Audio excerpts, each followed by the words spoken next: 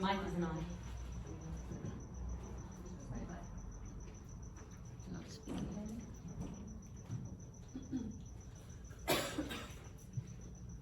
Testing 1, 2.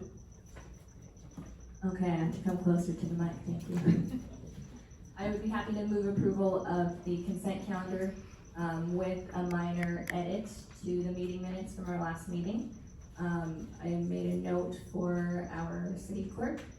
The second sentence there, it's just missing the action. Chair Smith blank the next regularly scheduled planning commission meeting on Monday, May 27, 2024. So just wanted to make note of that and move approval. Thank you, Vice Chair Evans. Do we have a second? Second. And we have a second. Clerk, please call the roll. The motion was made by Commissioner Evans to approve the Planning Commission meeting minutes from April 22nd, 2024 with one editorial change, with a second by Commissioner Jacobs. I will now conduct the roll to go on the record. Commissioner Jacobs? Aye. Commissioner Clark? Aye. Commissioner Burns? Absent. Vice Chair Evans? Aye. Chair Smith? Aye. The motion passes on a vote of 4 to 1.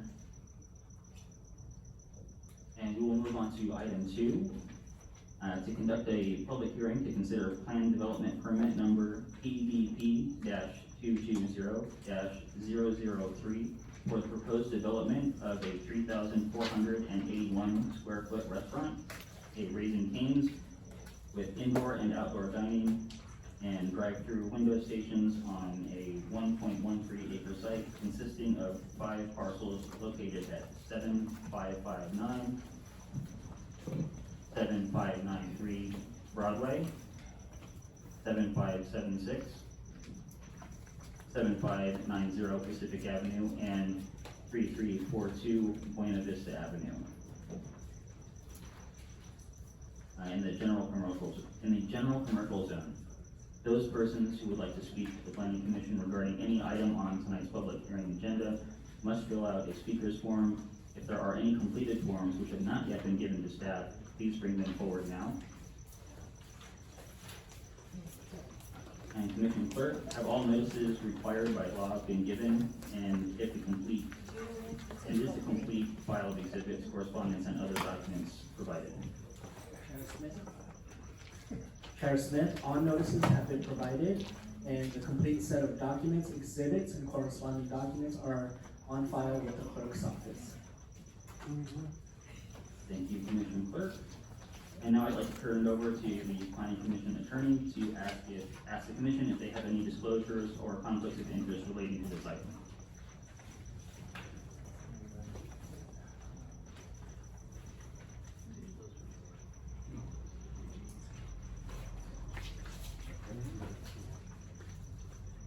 Do we have any disclosures or? Yes, I have a disclosure. I met with the applicant for a briefing via telephone on the 21st of May. Had a phone call with them briefly about 15 minutes. Okay, thank you.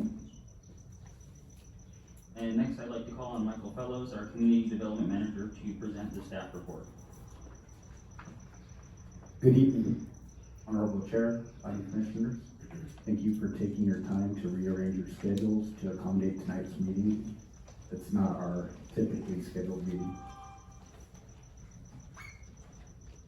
As mentioned, this item is a plan development permit for a Raising Cane's restaurant that is proposed to be located on Broadway. Before we get into the specifics of the restaurant, we will go over the project history and provide a description of the property.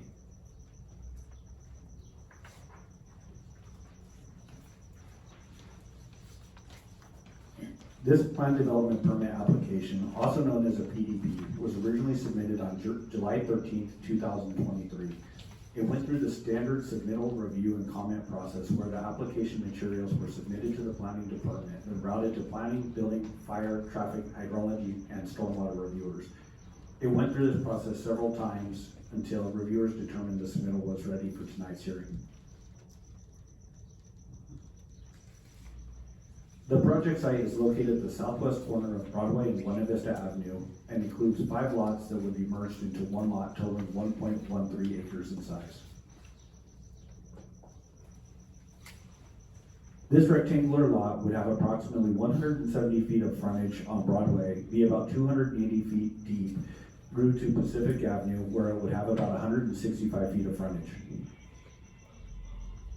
The project would require removal of all existing buildings and relocation of tenants of the 2 commercial buildings and 3 residences. The property owner has told staff that the tenants have been aware that of the eventual redevelopment of the property, and he will provide them assistance in time for their relocation.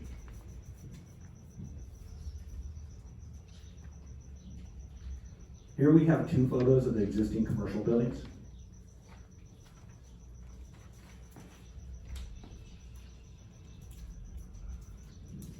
And here we have photos of 2 of the 3 existing residences that are located on the subject property. Here we have 2 photos of a 3rd residence.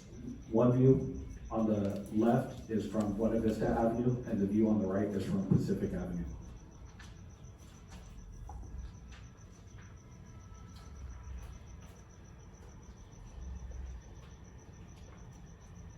The project site is currently zoned general commercial. This zone typically allows restaurants with drive-through services without need for a public hearing or a discretionary permit. This PDP application is only necessary because the property is over 1 acre in size. In other words, if the project was substantially below 1 acre in size, this application would not be necessary. Also, the general commercial zone does not allow single-family residences. The existing houses are grandfathered, also known as legal non-conforming uses, that would not be allowed to be constructed in this zone today. The general plan land use plan designates the property as retail commercial that is intended for retail operations, providing a broad range of goods and services catering to both local and regional customers. This includes shopping centers, grocery stores, and other compatible retail businesses that are auto-oriented.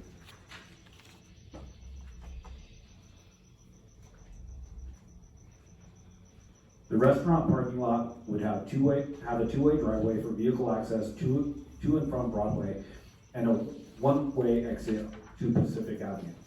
The parking lot would provide 33 parking spaces with about 235 feet of driveway leading from Broadway to the drive-through lane. The drive-through would be accessed from the parking lot, include 2 ordering lanes with 2 ordering boards, and include a 3rd bypass lane. The ordering boards would be oriented towards Buena Vista. The drive-through restaurants would provide stacking for approximately 22 vehicles. The applicant would construct a 42-inch high wall along Pacific Avenue to reduce potential impacts on the residences across Pacific Avenue to the south. The site would be illuminated with 8 parking lot lights directed downward to light the entire property at night.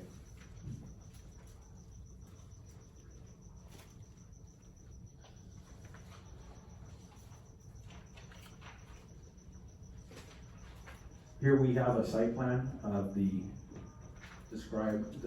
that was just described there. So the upper part of the site plan shows the parking lot, and the slide's kind of cut off in the north arrow. So north is to the right, so Broadway is to the right of the site plan. As you can see, the building would be oriented closer to Broadway than it would Pacific, and then Buena Vista is shown at the bottom of the slide. The next project for item 2 would be on the upper part of the slide.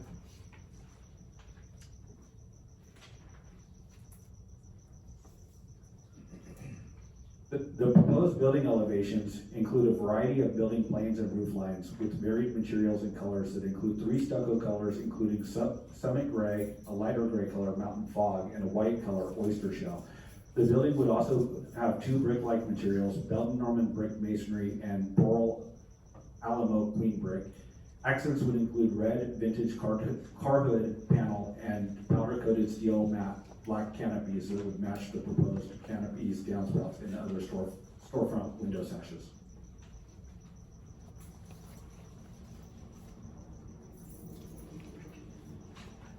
Here are colored elevations of the proposed structure. The upper elevation would face Broadway. So the upper elevation there with the number 1 would face Broadway, whereas the lower photo would face Buena Vista Avenue. And the lower photo shows the drive-through windows.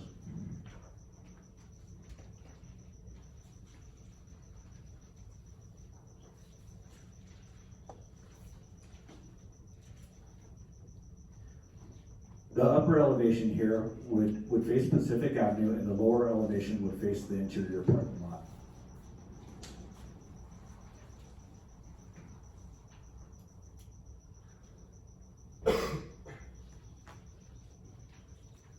The project is proposing to landscape 32% of the site.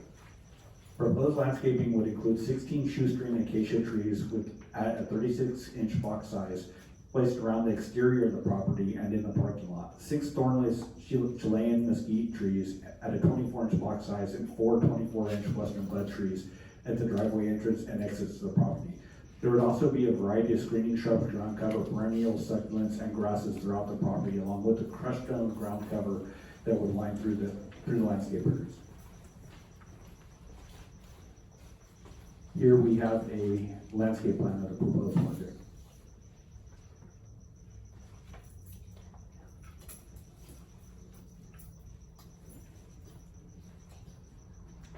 The applicant prepared focus studies for traffic, noise, air quality, hydrology, and stormwater. This traffic study determined that the drive-through queuing would adequately handle peak demand and that all intersections would operate at an acceptable level of service. Further, the studies determined that the project would not exceed acceptable levels of noise per the Lemon Grove Municipal Code and that air quality impacts would be less than significant. Lastly, runoff would not adversely impact the existing drainage system and the project would comply with stormwater best management practices.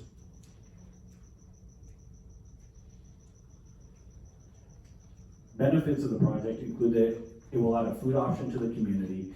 Economically, the project is anticipated to generate sizable sales tax revenue, and the project would boost property taxes. Added benefits would be the required public improvements, beautification due to landscaping, and this site is well designed for the proposed use.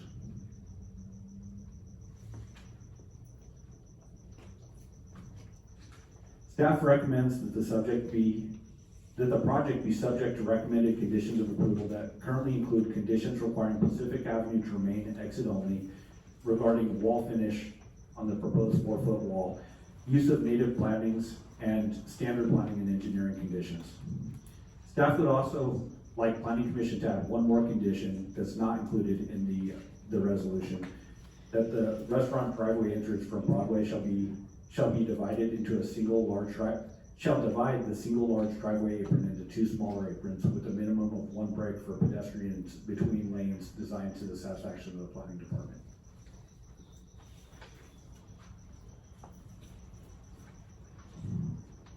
Staff determined that the project qualifies for a Class 32 categorical exemption of the California Environmental Quality Act, CEQA guidelines. California Code of Regulations, Section 15332, because the project meets all the listed requirements shown on this slide, and the project is an already developed site where no significant effects related to traffic, noise, air quality, biology, or water quality are anticipated.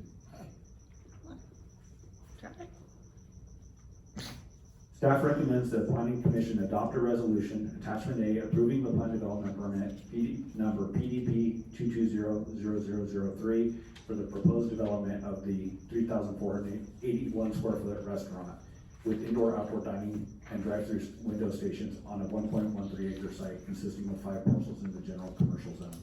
This concludes staff's presentation. Staff is available for questions.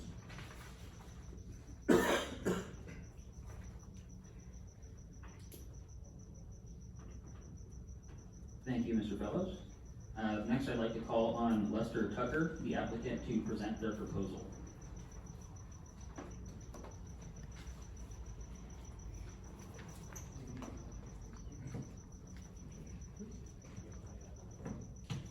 Get the microphone to work, please.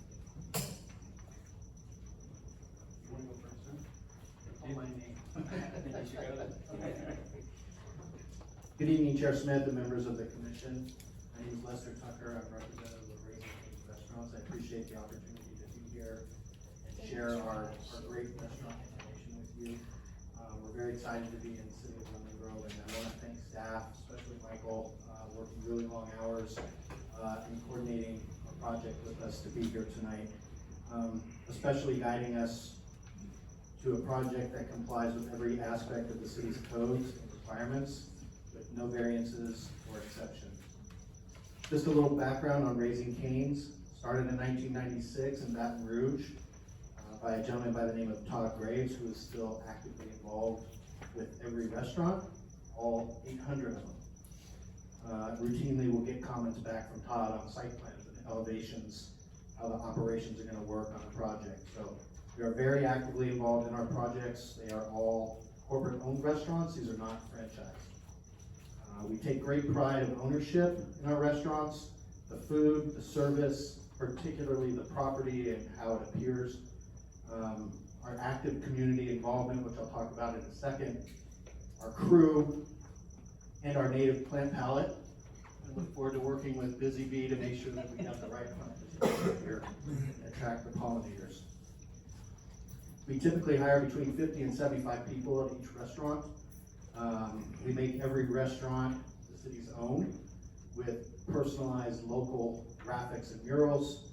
We incorporate the local high school teams and colleges into our restaurant with helmets and uniforms and things like that.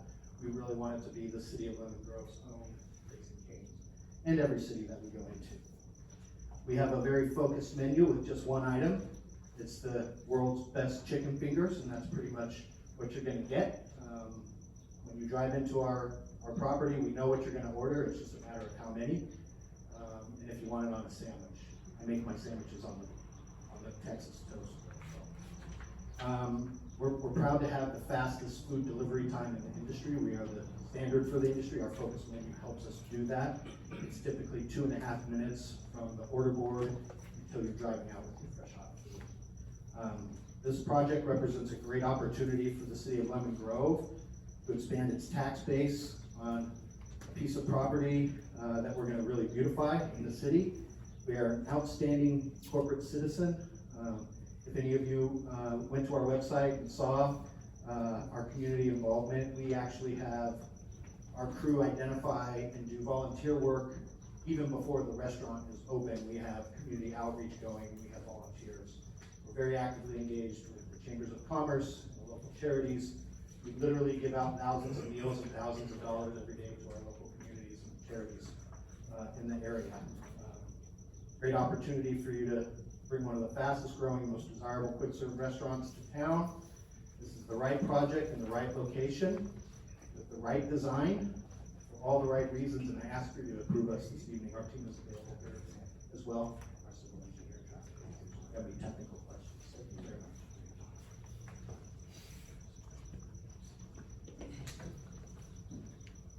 much. Good evening, members of the commission. My name is Alex Shaw, and I represent ownership for the project. I just wanted to give you guys a quick background on us and what we've done to this point. I personally have been working in Lemon Grove for over 10 years. I started on this project 9 years ago. I saw an opportunity to really improve the area. I began speaking to Raising Cane's and Quack about 4 years ago.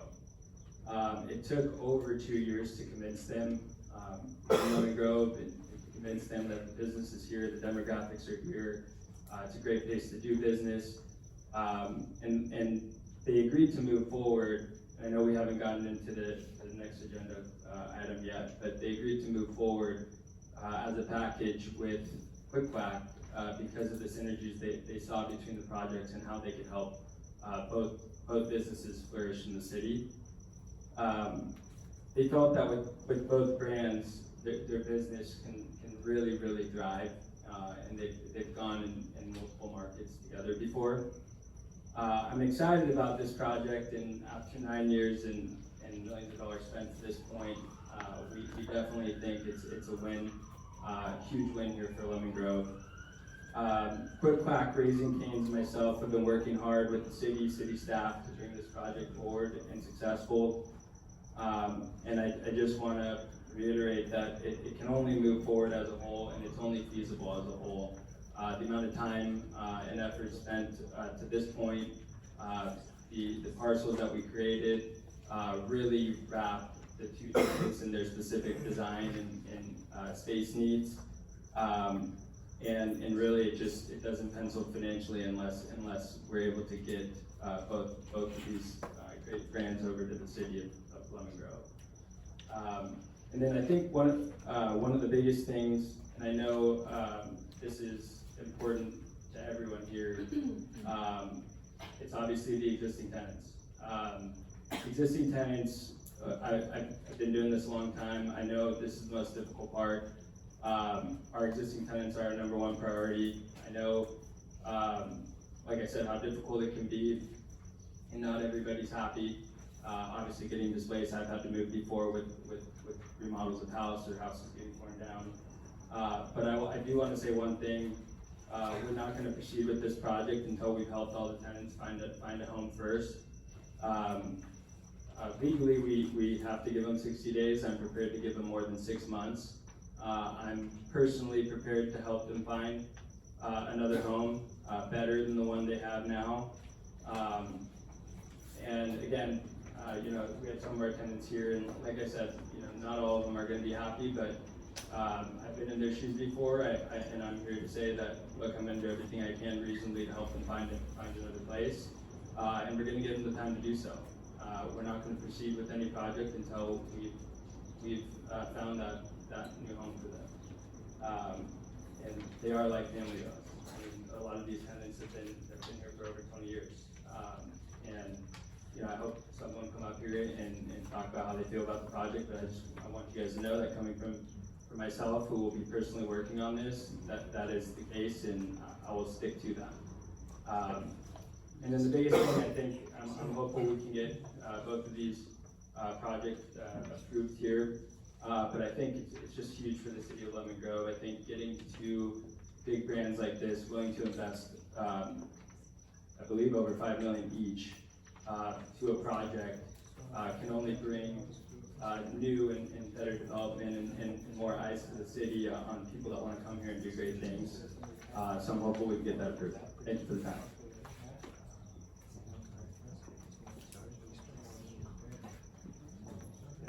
And thank you for the presentation. At this point, I would like to open the public hearing. We will now hear from any persons in the audience who wish to speak on this matter. Each individual will be allotted 3 minutes. Commissioner Clerk, do we have any speaker slips? Kara Smith, I have received 2 speaker slips. I'd like to call Jackie Davis to the podium, and you will have 3 minutes to speak.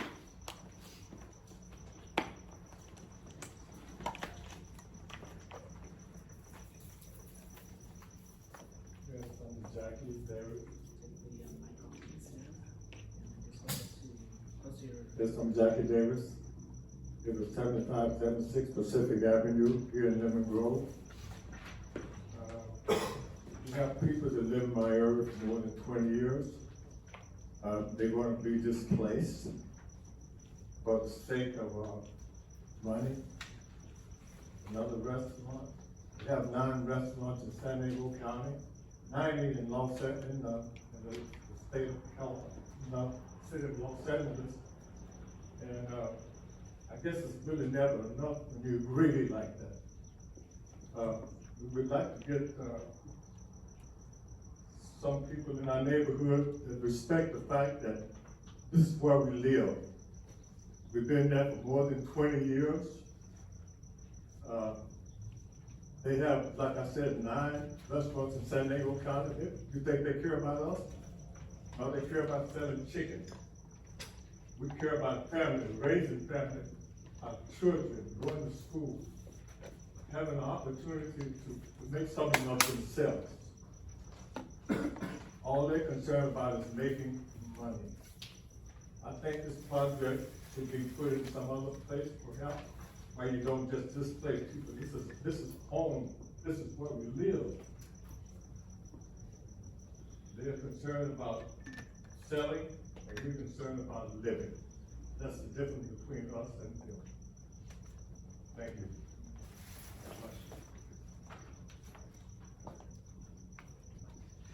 Next up, we have Joseph Felix. And then if I could see Gloria have a question on your speaker slip. Very quickly, before those comments start, first, I want to thank the first member of our community who commented, and I want to put out a reminder, we have a lot of people in the room and not many speaker slips, so I just want to put out a reminder to turn in your speaker slips for this item if you haven't already. Go ahead. Hear me okay? My name is Joseph Felix, I'm the property owner, and I've been asked to speak on behalf of 11 people that couldn't be here tonight, so this is their letter. Thank you, Planning Commission, for allowing us to speak on the above project. We are longtime educators, each serving the greater Lemon Grove community for the last 20+ years each. Our dealings are as private citizens and not a representation of our employer. Like a similar nearby project that the Planning Commission previously denied about 800 feet away, we respectfully oppose this project under consideration. The project negatively affects the family-oriented residential neighborhood near the project and the community in general. These negative impacts, as you know, include significant increases in noise pollution, air pollution, light pollution, and traffic. These are all conditions that negatively affect the quality of life for all the residents of Lemon Grove. This is a quality of life and life safety issue. The consequences of this project will result in actual, as well as perceived, less livable and desirable areas to live, work, and play, which in turn lowers property tax obligations and income for the local jurisdiction to provide basic services to its residents. If you or your children lived near this project, we suspect that you would not want to fear for the health and safety of your kids, or have an environment that makes it difficult for you to think or relax in your own home, or have your kids concentrate on their homework, or worry about getting a good sleep so you can be productive the next day, especially when they're operating until 2:30 a.m. in the morning. Or wonder if your kids have had a good night of rest so they can give full attention at their school. So what's their recommendation? You all educators in Lemon Grove, they'd rather see housing. There's a lot of demand for housing. There's a lot of middle income and lower income people that do not have affordable housing or even market rate housing. So there's nothing wrong with a Raising Cane's or a Quack. It's just not the right spot. Go towards Broadway in Massachusetts if you were going to go somewhere where there's drive-through, it's not near residential neighborhoods, not right against a big residential community. So that's what these teachers have to say. They're looking forward to a no vote and really taking into consideration this project. Thank you.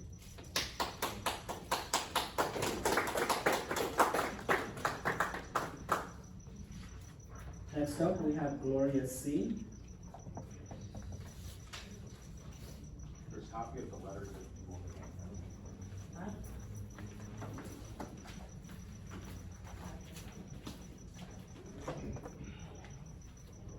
Yes, hello, I'm here, my name is Gloria C, and, I live at the property right in front of where Raising Cane's will be. I have lived there for 65 years, and, I do have some concerns. Of course, we all want Lemon Grove, I mean, it has gone down, beautification is a plus. But as being a property owner, and for that many years, I'm here with concerns about, well, first of all, a couple years ago, I had, my home main line for all the water and what, because our pipes in the Gulf are extremely old. And I had the whole house, everything redone. So my concern is for that and also Quack, if there would ever be any problems with, their water situation, what would that do to the residents there as far as shutting us down for how long, et cetera, et cetera. My other concern is how is the city planning for accommodating increased traffic in that area? On Pacific and Buena Vista, there's been several occasions, close calls for accidents. But I guess it's been about over 10 years since statistics have shown that, there's going to be, a study to pass to put stoplights there. Now, will it just be the ones that access Broadway to Buena Vista? The other thing is the expand time tax base, money for Lemon Grove to build more, say, alternate housing. Let's give businesses an advance, for them to be able to advance.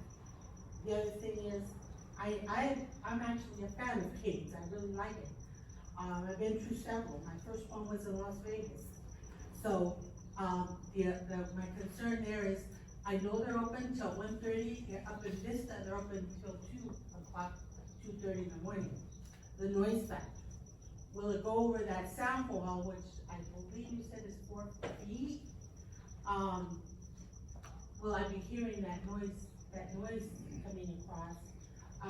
The smell. I mean, when you drive over where there's an In-N-Out Burgers on Massachusetts, I'd be passing by the freeway and I can smell the hamburger. So that's another concern. There are just a few of these concerns for those of us who are actually property owners. I'm sure I'm one of the settlers, so did you consider what, you're gonna do further, Thank you.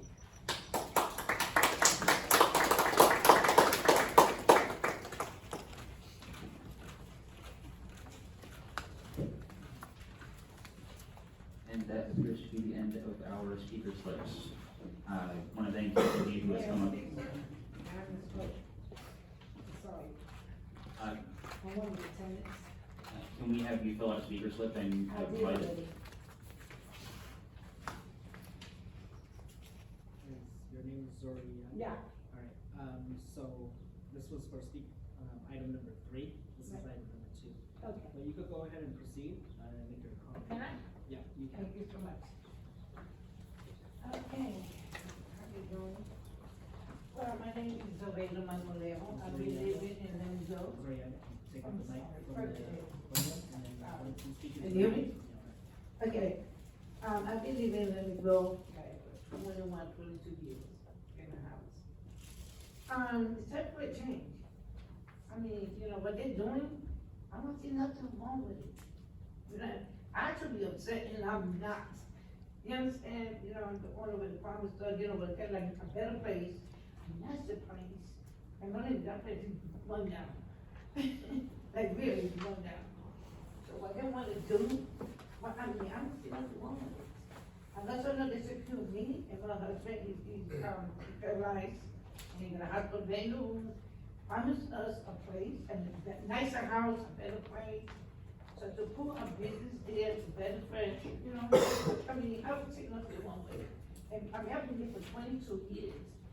And, and it's run down. I mean, what about it now? Nothing. Come to me, there's no, I don't put food out there, they were stealing our food for hundreds. It didn't cook for me, my family. We get up, I feel order for Amazon, because I gotta be there, or somebody walk by and steal my stuff. So I just got to say that, give them a chance. When people fighting for it, I'm not. Definitely I'm not, they gotta secure us with our homes. That's all I need, and what they wanna do to me, there's nothing wrong with it. That's what I gotta say. Thank you.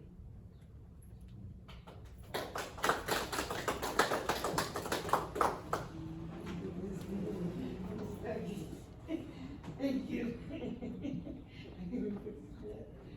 Thank you so much.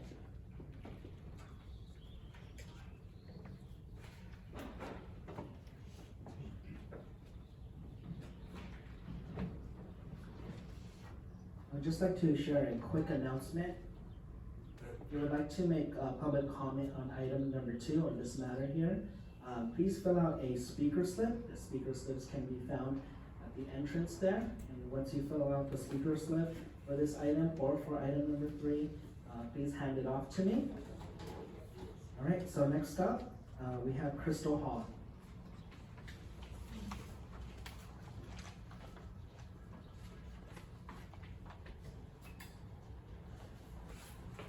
Hello, my name's Crystal. I'm a local realtor here in San Diego, and I've been a Lemon Grove property owner and resident for about a year. And one of the reasons why I picked Lemon Grove as the place that I wanted to purchase a home is because I see the huge potential that it has here for the redevelopment that I know that it can be. Lemon Grove has so many great things going on with it, like the Busy Bees, like all of the community events that go on. There's a great sense of community here. However, there is a lot of rundown buildings. There is a lot of things that I can see being improved upon. And I know firsthand, being a real estate agent, how hard that it can be to displace families. And it can happen to just about anybody. Any property owner can decide that they need to renovate the property and kick out those tenants. And it's sad, but unfortunately, it's something that happens, and I'm glad to hear that they are willing to give 6 months to those tenants, because that's much more than pretty much anybody needs to give. But it also, I know it's a few houses here, and we need more housing for people that are lower income. However, if we don't have the tax money in order to fund projects like that, it's never going to solve the problem. So people can continue to get displaced, but there's not any solution. I don't know what that solution would be, but I do know that we need businesses to find Lemon Grove attractive, and the way that we do that is, them seeing other businesses come in.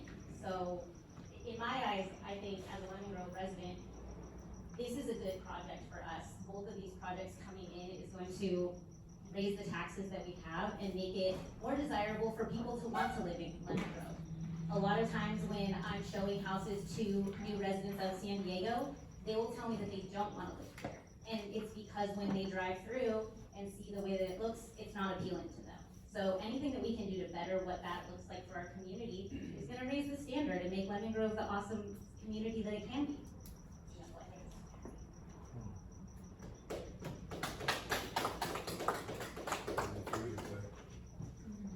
Next up, we have Jeanette Villa.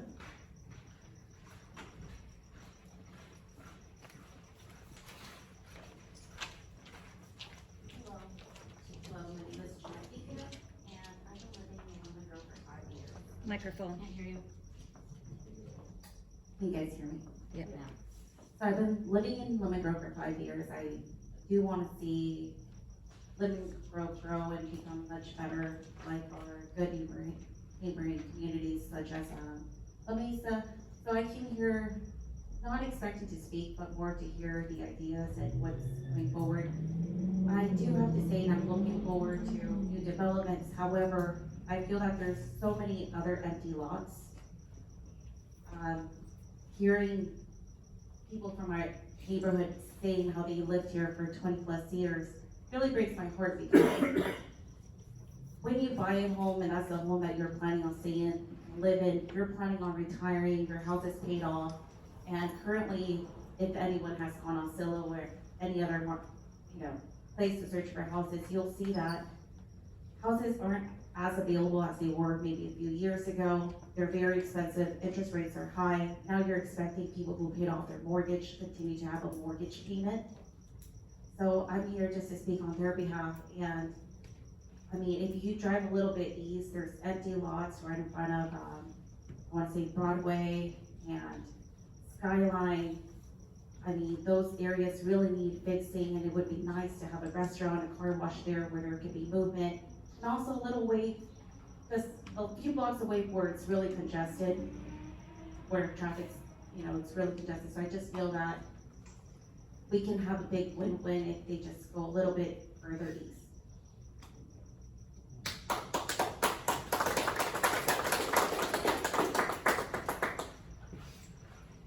Karen Smith. I do not have any other speaker slips for this item. Okay, thank you, and I want to thank everyone who came up to share. I know sometimes it's a nerve-wracking thing to do. And would a representative from the Community Development Department like to make any further comments? No comments. Do any of the commissioners have any questions of staff? Go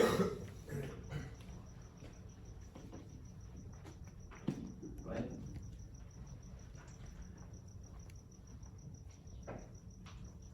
After reviewing the reports that we received, two different reports, but we'll start with the one for Raising Cane's. Over 500 pages. It was a lot of data to go through. And so some of the questions that I have are outside of the city's resolution based off of their findings that recommends that Raising Cane's come, or that the planning commission approve or vote yes. So the questions that I have are based off of some of the concerns that were raised by the citizens today. And this is not addressing them, this is addressing some questions that I had written down. And one of them is the noise, the air pollution, the greenhouse gas, and the enviro screen. I have huge concerns because in enviro screen, we have a high rating, and in healthy living index, we have a low rating. And what that means is that we are disproportionately affected by criteria that they use for pollution indexes and all of that. And where I'm referring to in the report is section 7.3.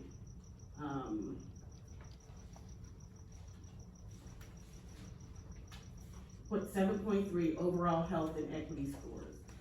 And I'm raising these concerns because although Raising Cane's will not, according to the community development manager, there is no significant increase in pollution. We still have pollution. We still are negatively impacted by pollution. So adding more onto that, no matter how small, is a concern. And I did not hear anything from the applicant saying what they would do for things like that. There's things like, oh, we're good in the community. That's excellent. But being good in the community is understanding that no matter how small or quantitatively they measure pollution, noise, traffic, all of that is going to impact that area negatively, even if it's small. So let's be clear about that. Let's not gloss that over. So if you're community friendly, then you have to take into those things into consideration and tell the public how you plan to mitigate those, how you plan to address those issues. We have a low healthy index, which means we have people in this community who are at a higher risk for heart disease and asthma. I'm one of them. And so, but I don't live in that area. However, the people that do live directly in there, and sometimes it is nauseating just smelling fumes, but it's also nauseating smelling food smells when you're not hungry. But besides that, my concern is, and will always be, even though, thank you, Michael Fellows, for doing an excellent job. This was a lot of data for us to go through, so I want to start there and say thank you. I know that you worked hard and long on this, so I wanted to say thank you. But I do want to do my due diligence because we as planning commissioners are not bound by emotions, even though we feel them. We are bound by what the law says and what the code says that we can do. And it's not just based off of Lemon Grove. This is a statewide charge for us. We have to do things that are based off of what's legal, ethical, and moral. And we can speak to the legal and ethical part of it, but we have to follow what's legal. And because they have been able to determine that this project meets the qualifications, we're bound to take that into consideration regardless of how we feel personally. But I'm concerned about the environmental impact, no matter how small and no matter how insignificant it seems.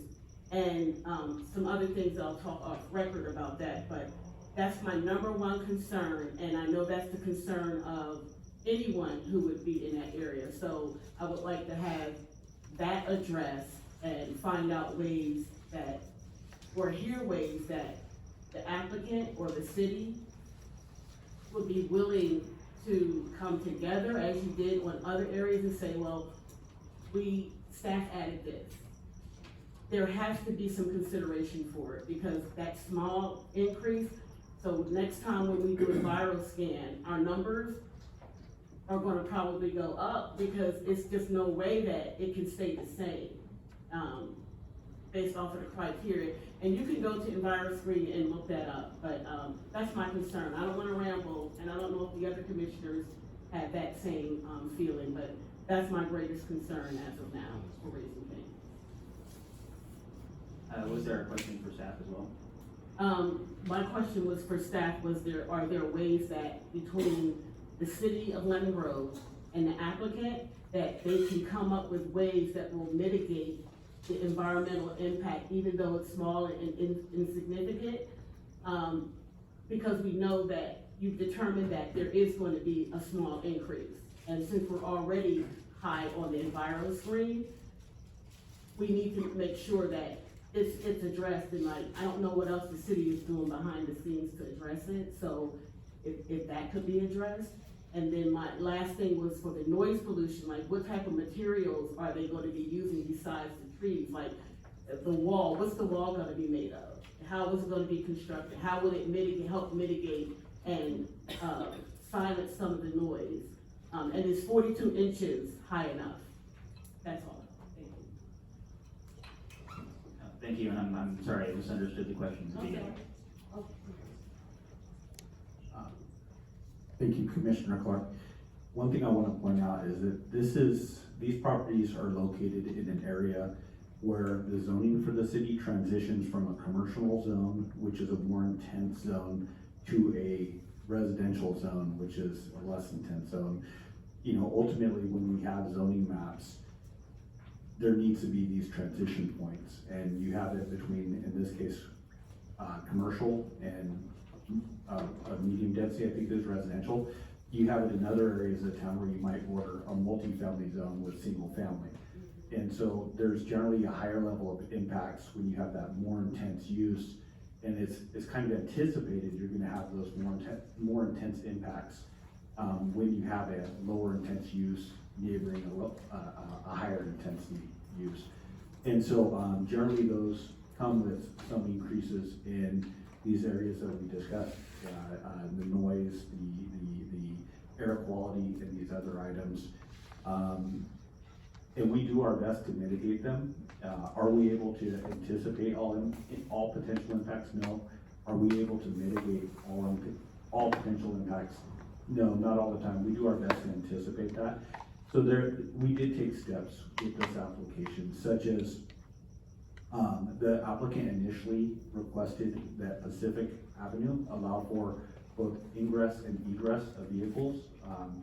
We did not like that idea, so we recommended the applicant consider changing that to exit only. We didn't want cars entering the drive-through through the smaller street, which is Pacific Avenue. And we had the residents in mind when we made that recommendation. And that's the same, it's a 42-inch wall, and the reason for the 42-inch wall is that it's in the setback, and so that's the maximum height that the zoning code allows in that exterior side yard setback. So that's why it's a 42-inch wall. The exact materials aren't determined yet. It likely be CMU block, but we're open to other ideas, kind of keep it open-ended and see what they present. But it would be with reduction in noise, and headlights is another concern that we had at nighttime for vehicles. And so we do take those impacts into consideration when we're reviewing the project with that one. And thank you. One last thing, Seth, I'm sorry. and probably other commissioners have this question too, like 3:30 in the morning, is that like normal in Lemon Grove? Cause that's new to me, like I don't know any restaurants that are open, cause I'm not out that way. So generally, so the Lemon Grove Municipal Code typically does not regulate hours of operations for businesses. We recently had a massage ordinance that went through where the city council put in place limitations on hours of operation because there are none. So, I would say it's not typical necessarily to have something at 3:30 a.m., but there's also no limitations on the code. Now, conditions can be passed that add conditions that regulate hours. That is a possibility. In this case, with this project, staff didn't add those recommended conditions. Given that the residences are located across the street, they're not neighboring the subject property. If the locations between this application and the one that precedes it were flipped, we would have greater concerns about those hours of operation, because that project borders a residence, and the drive-through borders a residence, but in this case, all the residences are located across the street, so we didn't see a need to limit hours of operation. Thank you, Commissioner Hart and Commissioner Jacobs. Again, kudos to the staff on a very lengthy and voluminous report, and we do appreciate the extra due diligence. I had a question with respect to the city's purview with respect to displacement, what we have to require of the applicant. And then a second question, are the existing residential in conformance with zoning at present? Could they be built today? Very good. Thank you.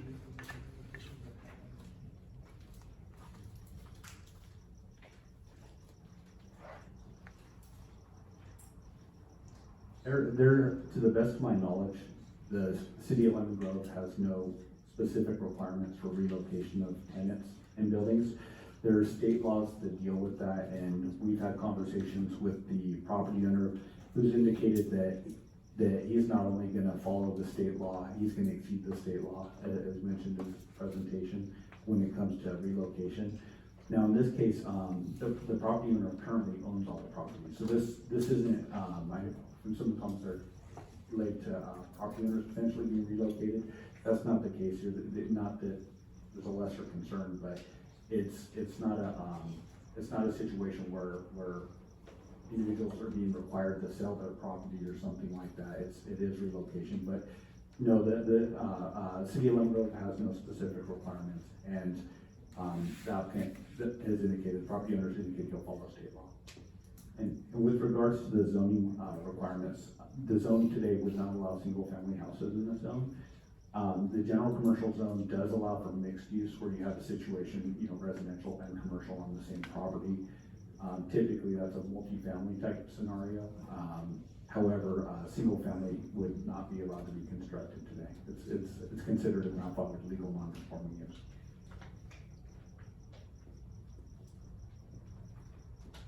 Are there any other questions of staff? Seeing none, I do have one question. We saw 2 traffic reports, I believe, by 2 different consultants, and I'm just curious as to what the combined effect would be, or if that was taken into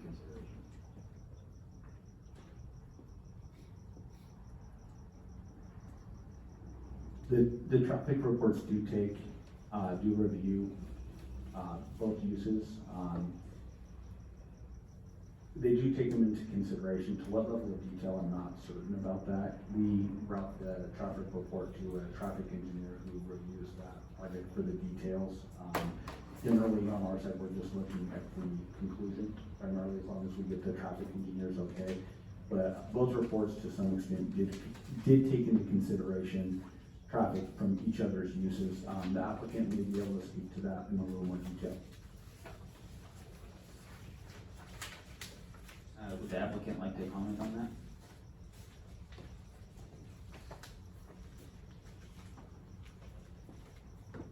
Absolutely, yes.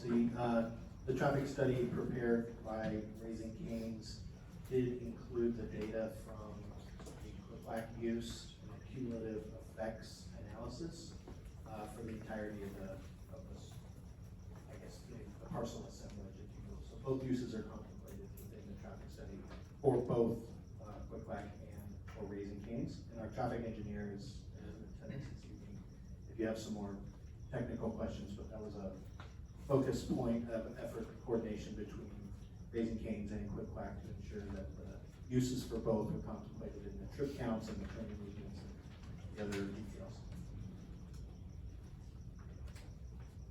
All right, thank you. Just wanted to, and thank you for answering that question. Just wanted to verify that they weren't additive, that it was all collective. Yes, it is cumulative. And if I have the opportunity, I'm more than happy to provide comments back to Commissioner Clark's thoughtful consideration and questions if she likes. Thank you for reading. Thank you for reading the whole package, by the way. Voluminous is the word for it, for sure. I really appreciate your comments and your concerns over the residents. We've heard from them tonight. It's not just lip service when I say we are an outstanding corporate citizen. And so I'm glad to work with staff, through the conditions and implementation of the project to make sure that we're going above and beyond with respect to mitigating to the greatest extent possible, even in the smallest kind of environmental impacts, both for our neighbors and for the community. Of note, I will share, we do have odor arresters with any project on the fryers and the exhaust to absolutely limit the smell. We are not in and out. We're not blowing everything around to drag everybody in. And we also have the odor arresters in our trash enclosures as well to ensure that the odor mitigation is being taken care of. And in terms of noise, we have automatic amplification lowering on all of our speakers, so even late at night, the volume is very low. And we do try to be as respectful as possible with all aspects of our site, particularly where we have people living around us and we want to fit in, and we want to be welcomed by them. So thank you for your thoughts on that. We'd like to add in kind of verbiage to any of our conditions such that we work with staff. Obviously, we're going to do Title 24 and all of the standard building department requirements as it relates to energy efficiency and those kinds of things. But more than happy to try and go above and beyond in terms of the environmental impacts for the site. Thank you. Thank you so much for addressing that. Are you a green building or no? We typically do not do a LEED certification for our buildings. The California Building Code and California Green Code standards are 95% of the way there, but we generally don't do a green build. We have in the past, but we do that. Okay, thank you. Thank you very much. I don't have any more questions. Commissioner I'm sorry. Here, Smith. Are we able to ask the property owner a question?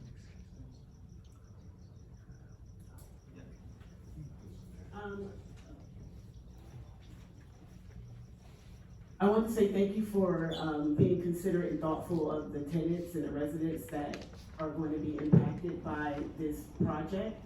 And I was just wondering, are you communicating with your tenants? Are you hearing, their stories and along with helping them get into a new home? There's some emotional, behavioral, or, and I'm not saying anybody is this, but it's obvious that this is a mental health. It's going to impact them. So are you thinking about anything like that? I'm not telling you to, but I'm just asking out of compassion because, I've been here 23 years, 24 years. And to be uprooted, no matter how kind and gentle, it is still kind of traumatizing because you've become accustomed to things and you're just used to things, and we know change is hard. And so to make it easier and to be more resident friendly, I'm just asking if that's something else that you're considering or if you are already doing. And this is just for the public to understand and know who you are, because this you've been in our community, and now this whole development is going to shift the way that area looks. It's going to shift the way it smells and, you know, how it operates. It's going to change drastically. And then the folks who are still there, who are homeowners, still have to contend with that.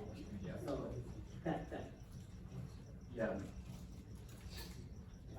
No, and I think you said it, change is hard, change is scary,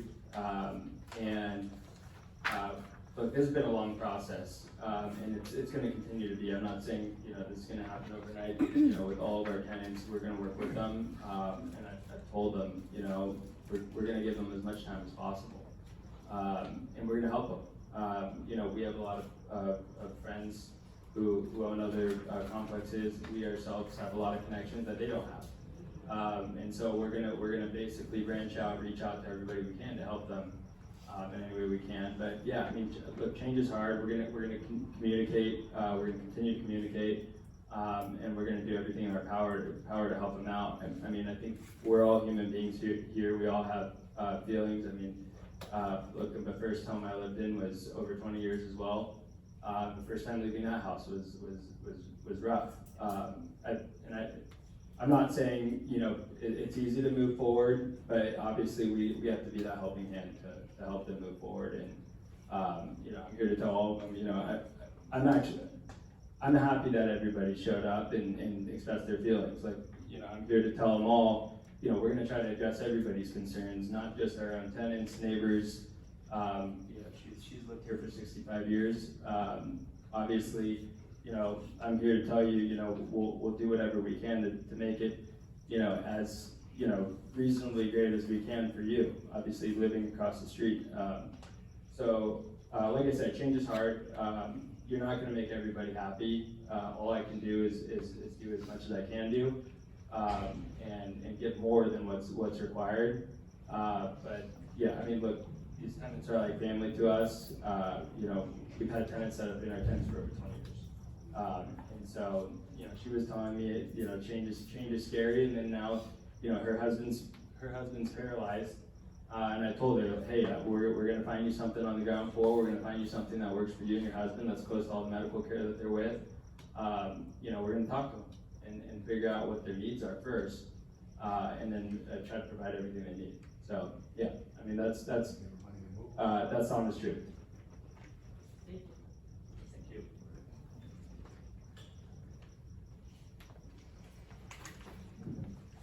Does the commission have any further questions?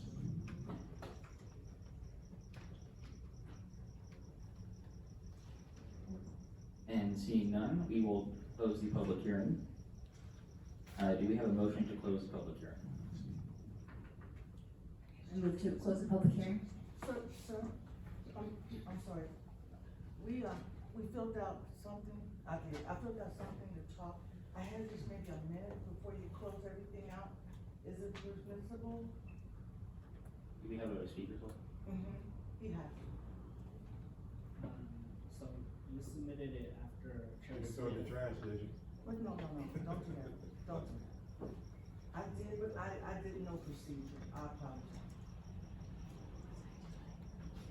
Is your name Anita? Yes, sir. Yeah, so, you submitted your speaker slip after Chair Smith closed the public comment. Let her speak. I believe we asked for a motion to close the public hearing. I don't think we're closed yet. Let her speak. Let her speak. Let her speak. Reopen with a second. Yeah, we reopen. I move to reopen the public hearing to hear the public comment. Second. And we have reopened the public comment portion of this item. Or do you want to call roll for that? The motion was made by Vice Chair Evans, and then, if I heard correctly, the second was by Commissioner Jacobs, is that correct? Okay, I will now conduct the roll to go on record. Commissioner Clark, Present. Yay. Commissioner Jacobs, Aye. Commissioner Burns, absent, Vice Chair Evans, Aye. Chair Smith. Aye. The motion carries on a vote of 4-0-1. And then Anita Davis, approach the dais or the podium, and then you have 3 minutes to speak. Thank you so much. Can you hear me? Okay. First of all, I thank you for letting me come. I appreciate it greatly. Speak into the mic. My father is the person at 7576. He was the first to speak. And I am a business owner. I'm all for capitalism with compassion, okay? Capitalism with some breaks. And when it comes to having the restaurant, I'm totally for it. I don't do chicken wings and chicken fingers, but I'm still good for it. I'm only concerned that, first of all, is this the only location in all of Living Grove? I mean, you all really brought up, your I's were dotted and your T's were crossed, a beautiful piece of work. But is that the only option? Or did they present it so well that no one thought about other options? Okay, that's a question for you all. Is there another place? Someone else mentioned down to the right, down to the left. There's other properties that fit perhaps better if it's ever been looked at. Now, as far as my father goes specifically, he's at 7576. And sir, you said you're the owner of the property? Okay, well, we have a situation I'm really concerned about because my father, his stove went out and they red tagged his stove, the gas electric company, and said, do something. This was over 6 months ago. We called the property management. They told us they'd come out. It's been 6 months. We talked to them once a month. It's never happened. This is an 89-year-old man. They can't use this stove. He said to them, I'll buy another stove and just reimburse me. They were like, you can't do that. So if they're not able to handle just getting a stove replaced or fixing a gadget so he can cook, how can I expect them to relocate him? That's a concern. It sounds good to say, we love the community and we're gonna take care of you. But if you can't fix a piece of a gadget on a stove, how can we expect you to find housing for all these people? And if you don't know what your management team is doing, then that still falls on you as the property owner. How can we trust you with such a large idea, plan for his 89 and the rest if you can't even fix a small problem?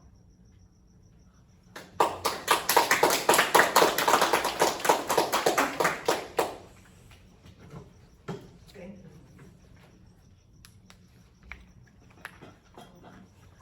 Thank you.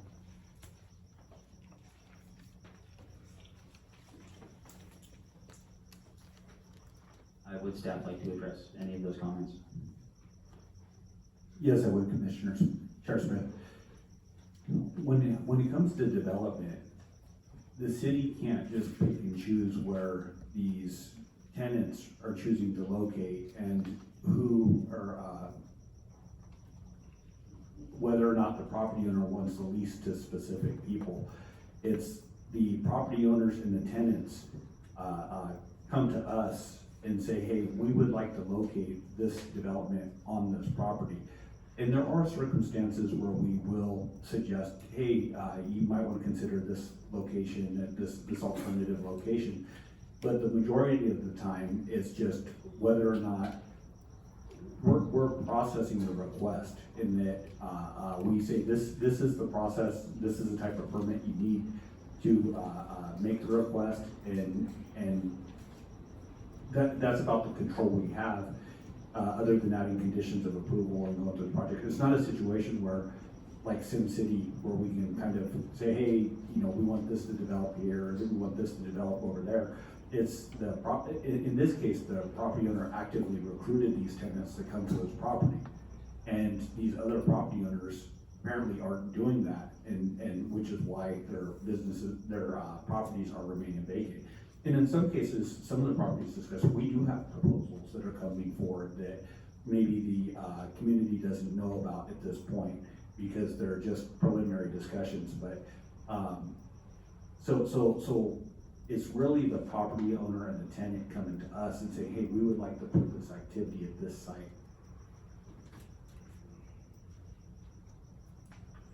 And thank you, Mr. Fellows. With those additional comments, would commission like to ask any further comments of staff?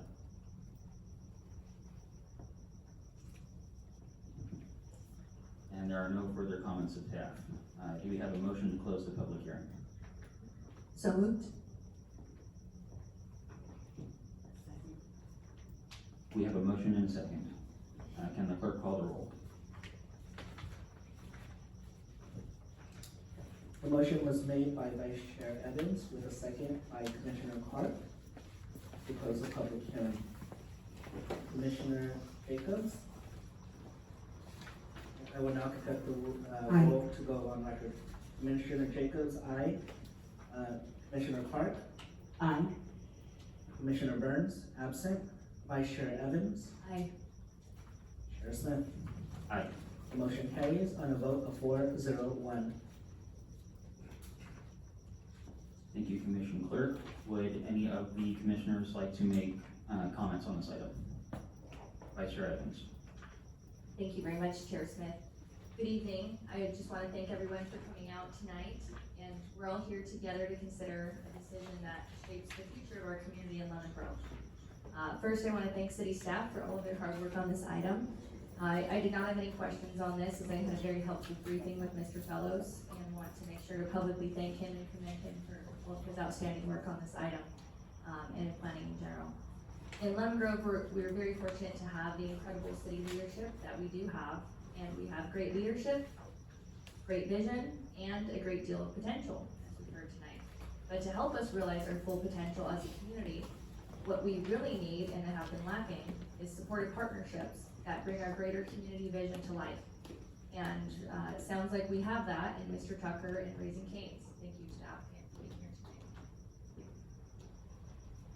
This is a new economic powerhouse we desperately need to generate additional revenue for community services here in Lemon Grove. Believe it or not, Little Lemon Grove was the only city in San Diego County to have met our RENA numbers in the last housing element cycle. We are bedroom communities, we have plenty of housing. What we need is additional sales tax revenue to help our community continue to grow and thrive. This established and growing chain generates millions of dollars in annual sales. As the gateway to East County, Lemon Grove can expect out-of-town visitors that flock to this fast casual restaurant. Personally, I've visited Raising Cane's in Nevada and here locally in Santee, and most recently in Chula Vista Center.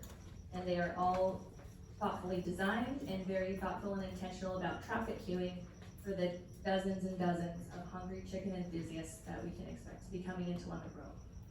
I don't have any concerns on this project as it complies with all of our requirements in the general commercial zone. I just want to make sure to repeat, everyone understands this zone is general commercial as it is listed in our municipal code section 17.28.030C. And I think this vision for this project fits nicely within the retail commercial general plan land use designation. We are looking for retail commercial uses that help us to generate additional sales tax revenue that our community desperately needs. With that in mind, I'm easily able to make all of the 5 required findings required for project approval as outlined within staff's report. Additionally, I do want to state I really appreciate the beautiful landscaping plans, as this is going to immensely beautify the entry to our city along Broadway and on Buena Vista as well. And we'd just like to thank the applicant for your desire to invest in our community. Also, to Mr. Shaw, I want to thank you for your vision for our community. I know that parcel assemblages are not easy to do. That's why we don't see them done in Lemon Grove.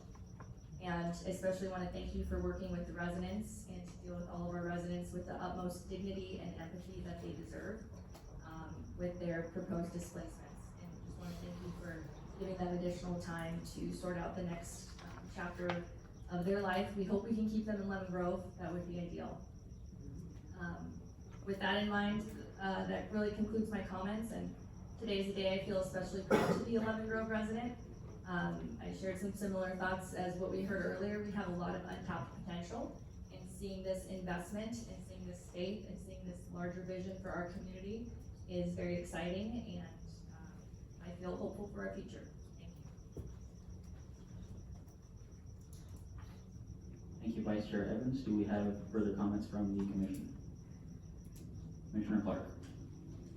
And I just want wanted to, also, again, thank the city staff and the applicants for their, it was an in-depth report. But I also want the public to understand how we have to come to make decisions based off of what is presented. And because they are within our guidelines, we have to follow that.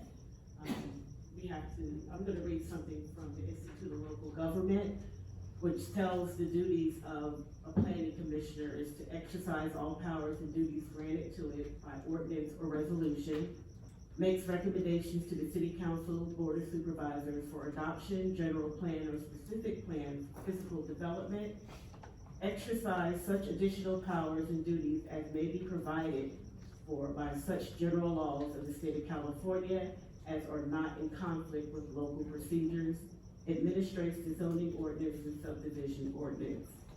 And so because of the way this project has been handled, someone mentioned that the I's have been dotted and the T's have been crossed. If you had the opportunity to read the reports, both, you'll see that there was a lot of effort made and done to get to this conclusion.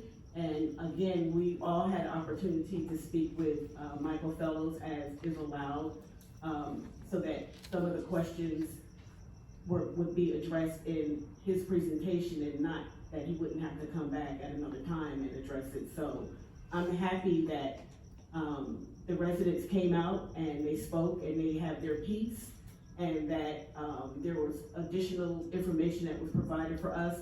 Unfortunately, we can only go by what we're limited to. And so when you hear a decision, whether it's a yay or nay, just understand that, and then please do more research so you understand what it is to be a planning commissioner, and know that we take this seriously. I'm retired, and I know that my colleagues probably still work 9 to 5s, and they still had to read this report. We have to be prepared. We cannot come up here and pretend like we know what we're talking about. We actually have to know what the facts are, and I believe that that's the way we do. That I believe in the integrity of this commission, and I hope you do too. Thank you. Thank you, Commissioner Clark and Commissioner Jacobs. Again, kudos to staff for an exorbitant amount of work, and to the applicant to present a meaningful and thoughtful project without variance. Kudos to you, and thank you for future partnership. I do also want to address the owner going above and beyond for relocation. State relocation law is very robust, and so I am going to be moving approval.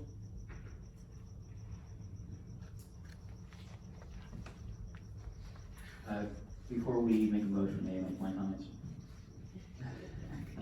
Sure. Thank you.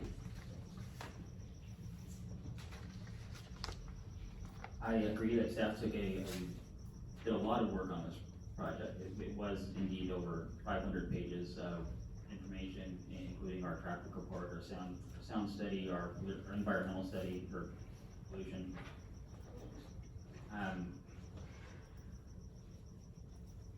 Really, whichever decision we choose to make is going to cost us something, one thing or another. We have the opportunity cost of what we could put there, if we wanted to see it match some of our mixed use elements that are going in downtown. Or we have the cost of losing revenue to do things like pave our streets, to create sidewalks, to fix our stormwater system, which we just saw needs attention. One of the uplifting elements, I think, on this project is 32% of it is landscape. I don't think that we will get that on another project, quite honestly. And because of that landscaping, we see a little more than a half of a cubic foot of water not running off of that site that would otherwise end up onto the streets and contribute to that flooding that we just recently saw. So there are quite a few positive elements to this project. Whether it just be from the financial standpoint or from the safety standpoint. I think for this one, that the benefits outweigh the drawbacks. It's a tough decision to make, but it is one that we need to make as a planning commission. So with that, I will entertain a motion. Vice Chair Evans. Chair Smith, I apologize, may I make one more comment and a question? Is that, I did review all of the recommended conditions of approval, and I did also want to state that I don't believe I saw them in the resolution, but I do support staff's recommendation to add the condition to make the driveway entrance from Broadway divided into two. I think that that's a great condition for safety and for pedestrian. And then a clarifying question on the resolution in the first stanza. Just wanted to confirm the date. So it said on May 28th, 2024, the applicant filed the PFP. Shall that date be today's date, or should that be June 13th, 2023? I wish that we were that quick at processing applications. However, yeah, this application was submitted in 2023, so that is a typo. Perfect. So just wanted to note that, and that I support all the conditions of approval. And with that, would be happy to move approval of this PDP. We did have one more comment from Commissioner Clark. Because Commissioner Evans triggered a question in me, no worries. The applicant did state that they would be willing to have some, I guess, conversation about mitigating the environmental impact. So I don't know what that looks like, but if you would work, if staff would work with them for additional shoring up of ability to mitigate the sound and noise and all that other stuff, that would be awesome. Absolutely, and the applicant gives some specific examples, such as the arresters, is that what it was called? Yes. Odor arresters, that are fantastic ideas, that we hadn't considered, and so that's a really good start.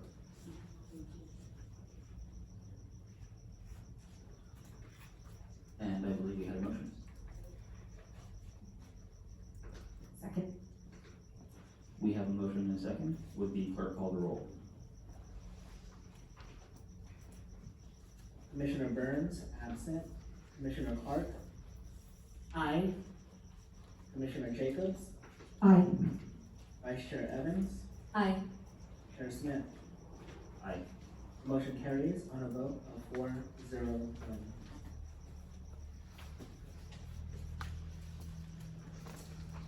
All right. Thank you, Commissioner Clerk. And now we will move on to item number 3.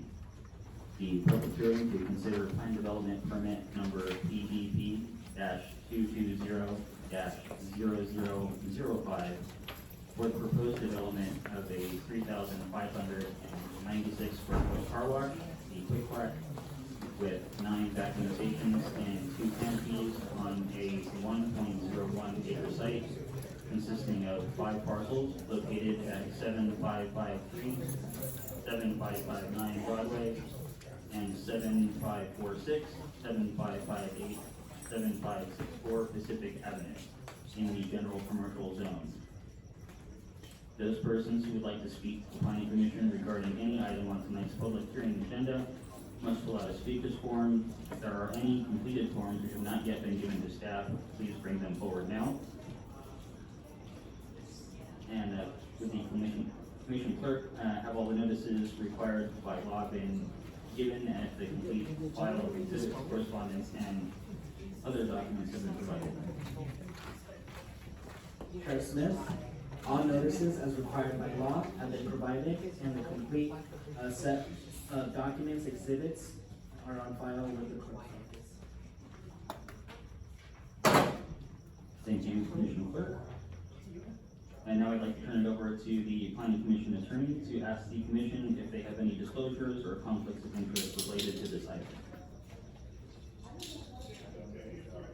And it appears we have have no disclosures or conflicts of interest. Now I'd like to call on my co-fellows, the Community Development Manager, to present the staff report. Thank you, Chair.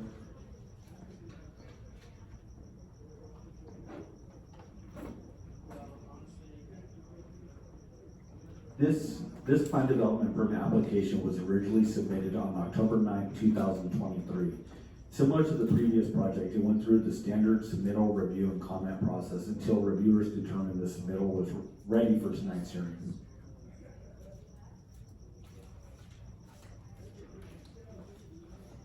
This project site is located directly west and adjacent to the previous Raising Cane's project site near the southwest corner of Broadway and Pleasant Avenue.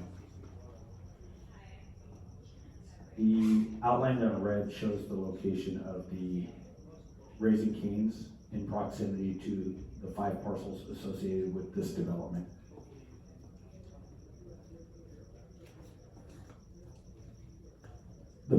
This project also includes 5 lots that would be merged into one, totaling 1.01 acres in size.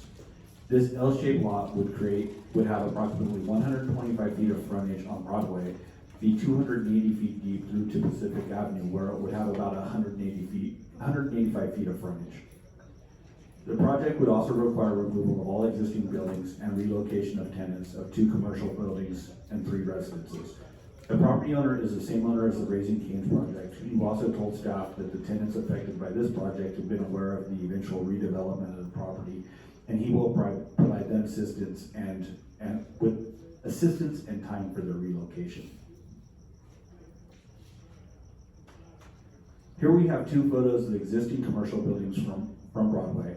The property for the building on the right would be split between Raising Cane's and Quack, which is why it is shown twice, and each project mentions 5 lots, whereas the project impacts a total of 9. So each application, both the Raising Cane's and Quack, show 5 lots, even though which would total 10, even though there's only 9 included. And the reason why is that the building on the right is the property is going to be split and used for both projects. This slide shows photos from Pacific Avenue of a vacant lot being used for storage, and one of the 3 existing residents on properties where the car wash is proposed. The photo on the left is from Pacific Avenue and shows the property where the 2 existing residences are located. The photo on the right shows a 2-story residence that is not part of the project. It is a residence that would neighbor the car wash. Similar to the other project, the project site is currently zoned general commercial. This zone typically allows for a car wash with a minor use permit that is a staff level discretionary permit appealable to Planning Commission. In this case, the PDP is required because the property is over an acre in size. Also, as mentioned in the previous application, this zone does not allow single-family residences. The existing houses on the property are grandfathered and would not be allowed to be constructed in this zone today. The general plan land use designates the property as retail commercial that is intended for retail operations, providing a broad range of goods and services catering to both local and regional customers. This includes shopping centers, grocery stores, and other compatible retail businesses that are auto-oriented.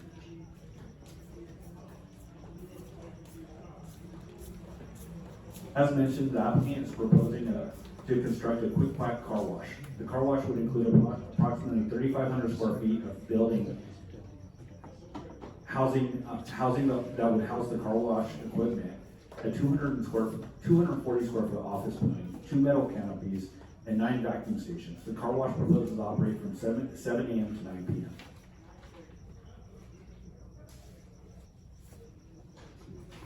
The car wash parking lot would have a 2-way driveway for vehicle access to and from Broadway only. There would be no access to or from Pacific Avenue as proposed by the previous project. The parking lot would provide 12 parking spaces with about 270 feet of driveway leading from Broadway to the drive-through lane. The proposed project currently shows 3 lanes, but staff would like Planning Commission to consider a condition to reduce the project to 2 drive aisles to reduce impacts on a neighboring residence.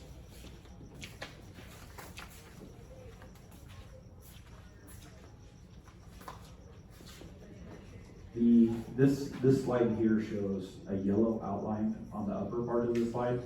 Those are the locations of two single-family houses on the adjacent property. And a big part of the reason why staff is recommending closure of that third lane, and that it will provide a greater buffer to the residences. Staff has discussed that with the applicant, and they did not express any objection to reducing the number of lanes here. The two-story, there are two residences on the property located west of the property. One residence that is two stories tall, is only 7 feet from the property line, and will be located about 18 feet from idling vehicles, with the current design from idling vehicles to and for the car wash. The staff is concerned about this proximity and recommends a condition be added that the landscaping be expanded and the car wash be reduced to 2 lanes instead of 3 lanes, that would provide about 15 feet of additional clearance, 33 feet total from the shared property line between the car wash and the car wash queuing and the property line shared with the single-family residence. Staff recommends writing the condition to give staff the authority to require a third aisle to be opened if traffic queuing impacts Broadway. The applicant indicated that they do not object to the reducing number of aisles. The applicant would also construct a minimum 6-foot tall wall and plant trees tall enough to obscure lighting to the 2-story residence. Further, the applicant would construct a 42-inch high wall along Pacific Avenue to reduce potential impacts on the residences across Pacific Avenue.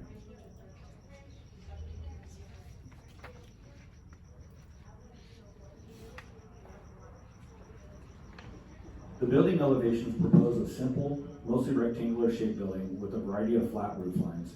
There is a tower element facing Broadway that provides architectural variation. The east and west side elevations propose faux windows. The building materials include 3 types of basalite concrete blocks, including a smooth honed face light gray number 225 concrete masonry CMU, a split face dark gray CMU, and a precision face dark gray number 790 CMU. There would be a yellow, decisive yellow arch in front of the building and on side columns.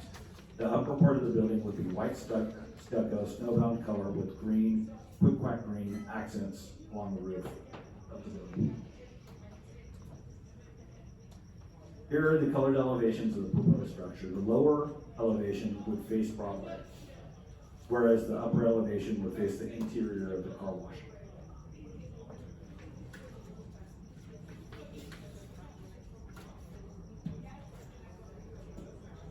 The upper elevation here would face the properties proposed for the Raising Cane's, and the lower elevation would face Pacific Avenue.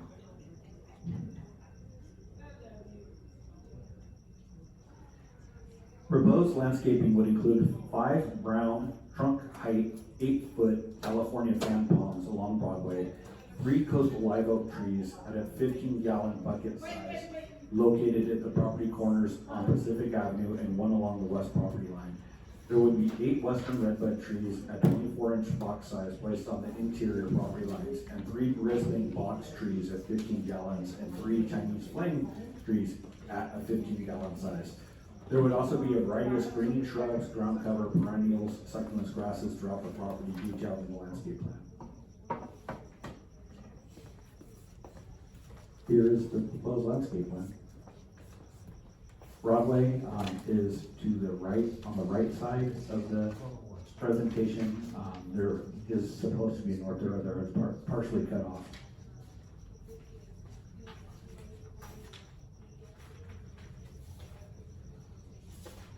The applicant has prepared focus studies for traffic, noise, hydrology, and stormwater. The traffic study determined that the drive-through would have less than significant impacts and did not recommend off-site traffic improvements. The noise study anticipated that car wash noise would not exceed limits established by the Lemon Grove Municipal Code. The hydrology study was determined to meet hydraulic requirements, and stormwater was found to be compliant with the city's best management practice manual.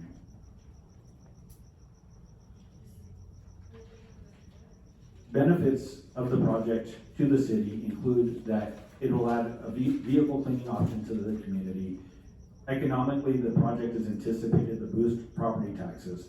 Added benefits include the required public improvements and beautification. Further, the site is well designed for the proposed use.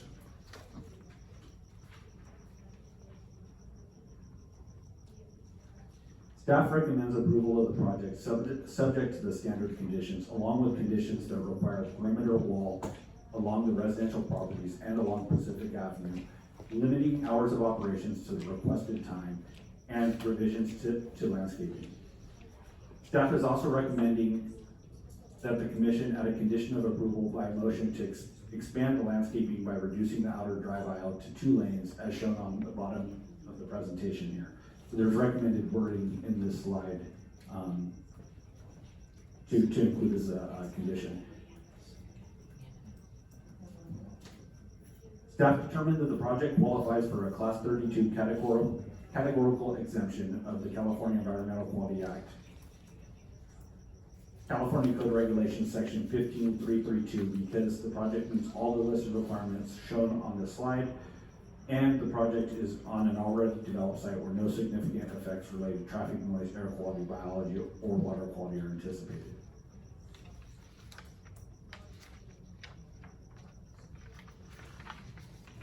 Staff recommends that Planning Commission adopt a resolution attachment A approving plan development permit number PDP 2200005, subject to conditions of approval for the proposed development of the 3,596 square foot car wash, Quack with 9 vacuum stations, 2 canopies on a 1.01 acre site in the general commercial zone. This concludes staff's presentation. Staff is available for questions. And thank you, Mr. Bellows. And now I'd like to call on Donald Shibley, the applicant, to present their proposal.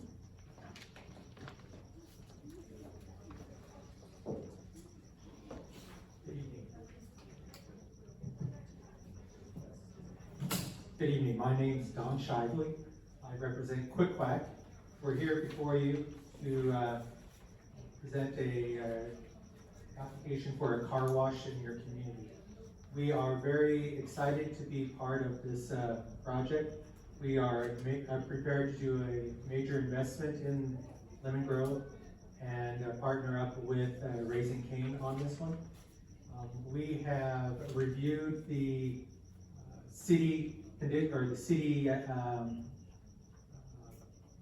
conditions of approval. We are acceptable to them. We have also been a party to all of the requirements from the city, and that's why we demonstrated through our application and our reports that we fall in line and meet the city codes for that. We are a fast-growing car wash. We're one of the largest in the country. We have over 225 right now. We have 1.2 million monthly subscribers that are very interested in our car wash. We know that by bringing it into your community that we will be a great asset to your community. Your citizens will enjoy the services that we offer to them, and we are excited to be here. Thank you.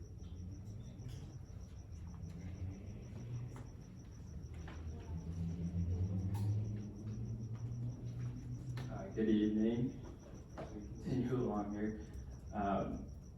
I was actually even more impressed with Quack and their development team. I think about 4 years ago, they're a local California company based up in near Sacramento.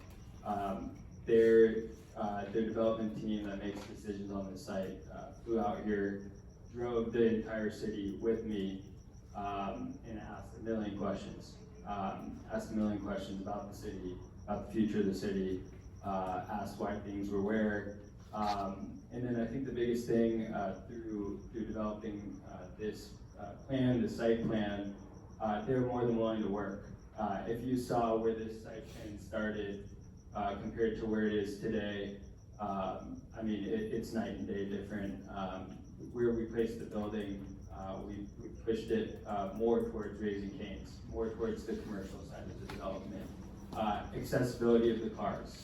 Obviously, you know, you know, I feel like everyone hears car wash and they're like, no, not another car wash. But if you look at the building, I know you guys just saw it, it's a beautiful building. It's the nicest car wash building I've ever seen, by far. And, you know, I might be a little biased, obviously, but I'm serious. I mean, all the finishes they put on the sides of their building, on the front, it's not just your typical tunnel. And like I said, the placement of where they put this building, it is pushed up against the Raising Cane's. It's far away from either street. Ingress, egress, there's one way to get in and out of this site, and it's off of Broadway. There's no entering the site or exiting the site off of Pacific Avenue, which I thought was huge.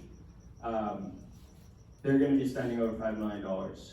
They only hire local, and that's you know, manager level people. They're gonna be hiring local here in Lemon Grove. And yeah, I haven't signed with the car wash in 6 years. And this will be the first one I've done, which is kind of unheard of because they're, you know, some of the fastest growing brands right now. And it's really because of their brand and everything that they've done. You know, everything we've asked them to change, they've done it. And yeah, I think most people ask, like, you know, why is this one different? And I really truly believe it is. And they're excited to go with Raising Cane's. They've done it before. They have a proven model going next to Raising Cane's. You know, noise-wise, I think, you know, we've hit everything that's been asked of us to mitigate, you know, any concern from that point of view. Thank you.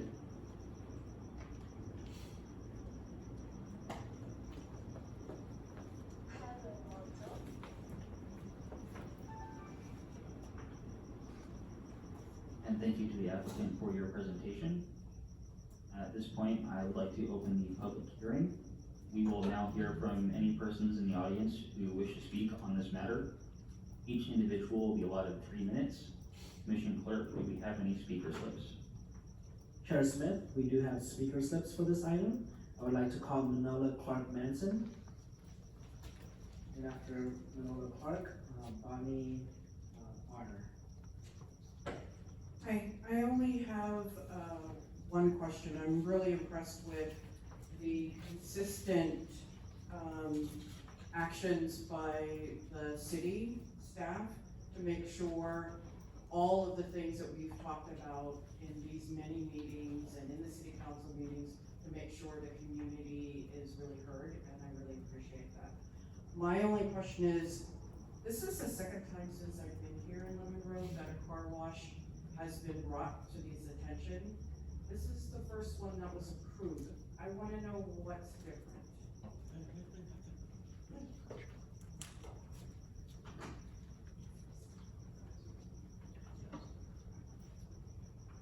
Bonnie R. Quickly, before we have that, if staff would like to respond to that. Absolutely, thank you, Chair.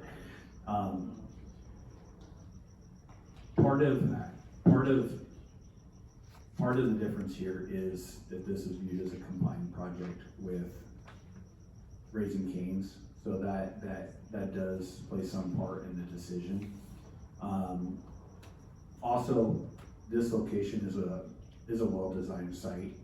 I know that there was another car wash that was denied 600 feet on the same side of the street from this location. There were big differences between that car wash and the one proposed tonight. This location is basically, and I wasn't here at the time when the other car wash was processed, but this location is about double the size of that previously denied project. Further, the other project bordered 5 residential properties, where this project borders 1. As part of that, it's able to provide greater separation from the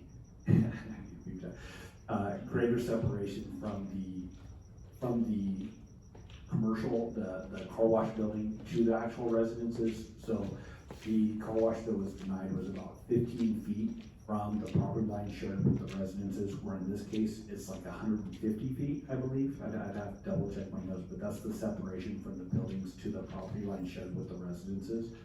And then the drive aisles, in that case, the drive aisle was 5 feet from the property line shared with the residents, whereas in this case, if the recommended condition gets adopted by planning commission, the drive aisle would be 30 feet or so from the shared property line. So there's significant differences, but it's also part of is the Raising Cane's and the Quick Quack, from what the property owner has mentioned, requires both projects to pencil out for the projects.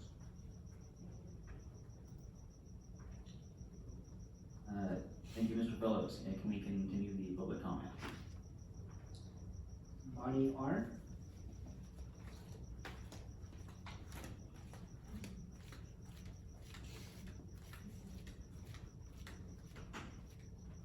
One of these before, so, hello, can you hear me? Okay, my name is Bonnie Rusted, and I own the property at 7545, which is. Can't hear you. You can't hear me? Okay, is that better? Yes. My name is Bonnie Rusted, I own the property directly across from the car wash. I'm glad that you're not gonna have an encounter exit on Pacific. There is a lot of problems with parking on Pacific, I don't know if you addressed that, but because there are apartments on both sides of my property. Can't hear you. People will park in front of my driveway, they say, well, we're here for the apartments, but, but they'll park in front of my driveway and block it because they say, well, nobody lives there, I say, yeah, people do live there. So my concern is the parking, also headlights, a 42-inch wall, trucks and things like that. I'm concerned about headlights, can you do and sound? Could you do a higher wall so the sound and headlights aren't gonna be flashing in people's windows when they're watching TV or trying to sleep? Do you understand what I'm saying? I haven't heard a quiet car wash. Have you ever heard a quiet car wash? I don't think I've ever heard one, so that's just my comments, and I am concerned about it because of my property value and things like that. Is it gonna decrease my rent amount when people wanna rent and they're gonna have a problem renting it? Also, would they compensate us for that? So anyway, it's just my thoughts, so thank you.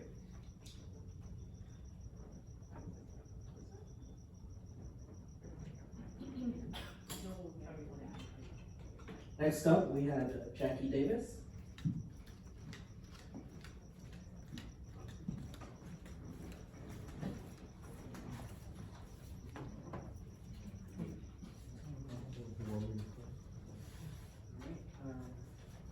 Turn to the next speaker slip, Joseph Felix.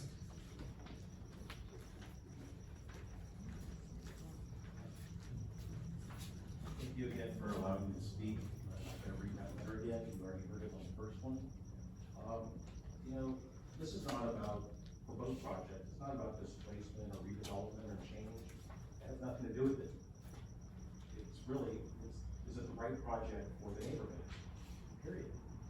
And you're creating, this goes through, it allows a lot of undue burden on the existing residents. And I heard somebody talk about consistency, both on the planning commission and the resident. And one of the top reasons that I'm hearing from the planning commission is sales tax revenue for the city. We all know that Quick Quack will not generate any sales tax revenue. And if there was a property value increase, if there was actually multifamily housing built, there's probably there will be more property tax revenue for the city as opposed to two commercial properties on the property tax value basis. So, if consistency is the key, if you're setting precedent with why you approve Raising Cane's, use that same logic here, and Quick Quack doesn't pass. Set aside the noise, the noise is an issue, the quality of life is an issue, traffic is an issue, air pollution, but those are all reasons why it should be denied. And the big one that you guys have talked about, revenue for the city, Quick Quack doesn't generate that revenue. Raising Cane's, again, they have some sales tax revenue. Quick Quack, zero. So,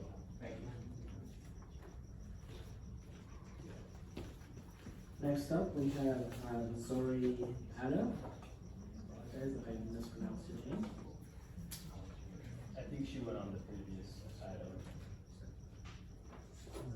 I'm gonna call again on Jackie Davis. If you would like to make your comment on this matter, please approach the lectern.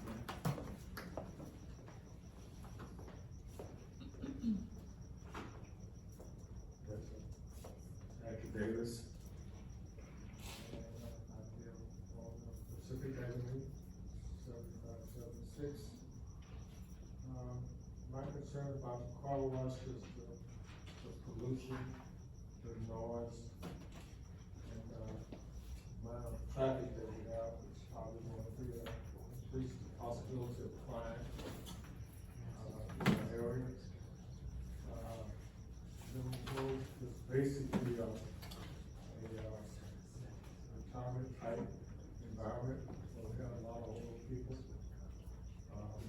We already have 4 car washes on Broad, somewhere on Broadway, and then we have at least 4 car washes already.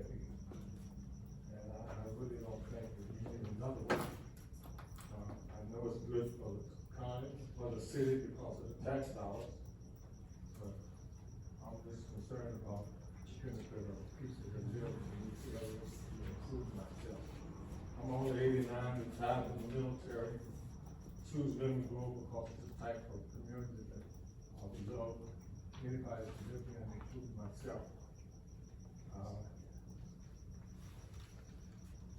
I have very few conditions of, medical conditions at this point, but, I guess I'm fortunate for that. I don't think the car wash will do anything to enhance it, but it's not gonna do anything to make sure that, it gets better or make sure it stays better. I just simply wanna say that take consideration of the, people and not the money. I know about tax dollars, they're important to have that for the city. We all pay taxes to the city. So take a look at us and keep us in mind when you make your decision. I appreciate that very much. Thank you. If you haven't already, please fill out a speaker slip if you would like to make public comment on this matter. Next up, we have Anita Davis. I know you spoke on the previous item. I don't know if you want to make commentary on this item. Quickly.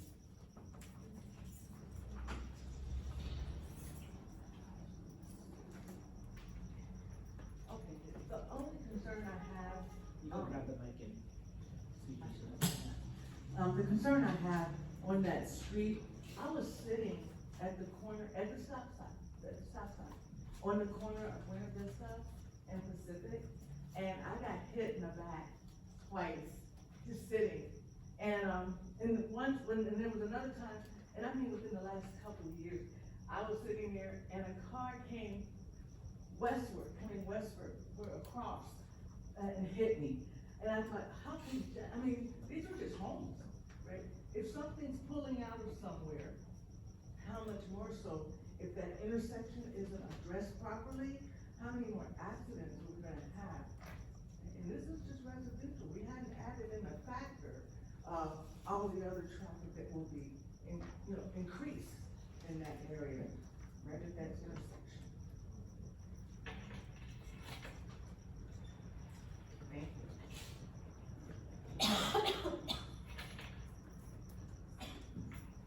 And Chair Smith, I have no speaker slips for this item. No further speaks. No more speaks. Thank you, Commissioner Clerk, and thank you to the members of the public who spoke. Once again, I know that can be a difficult thing to do. Would the representative from the Community Development Department like to make any further comments?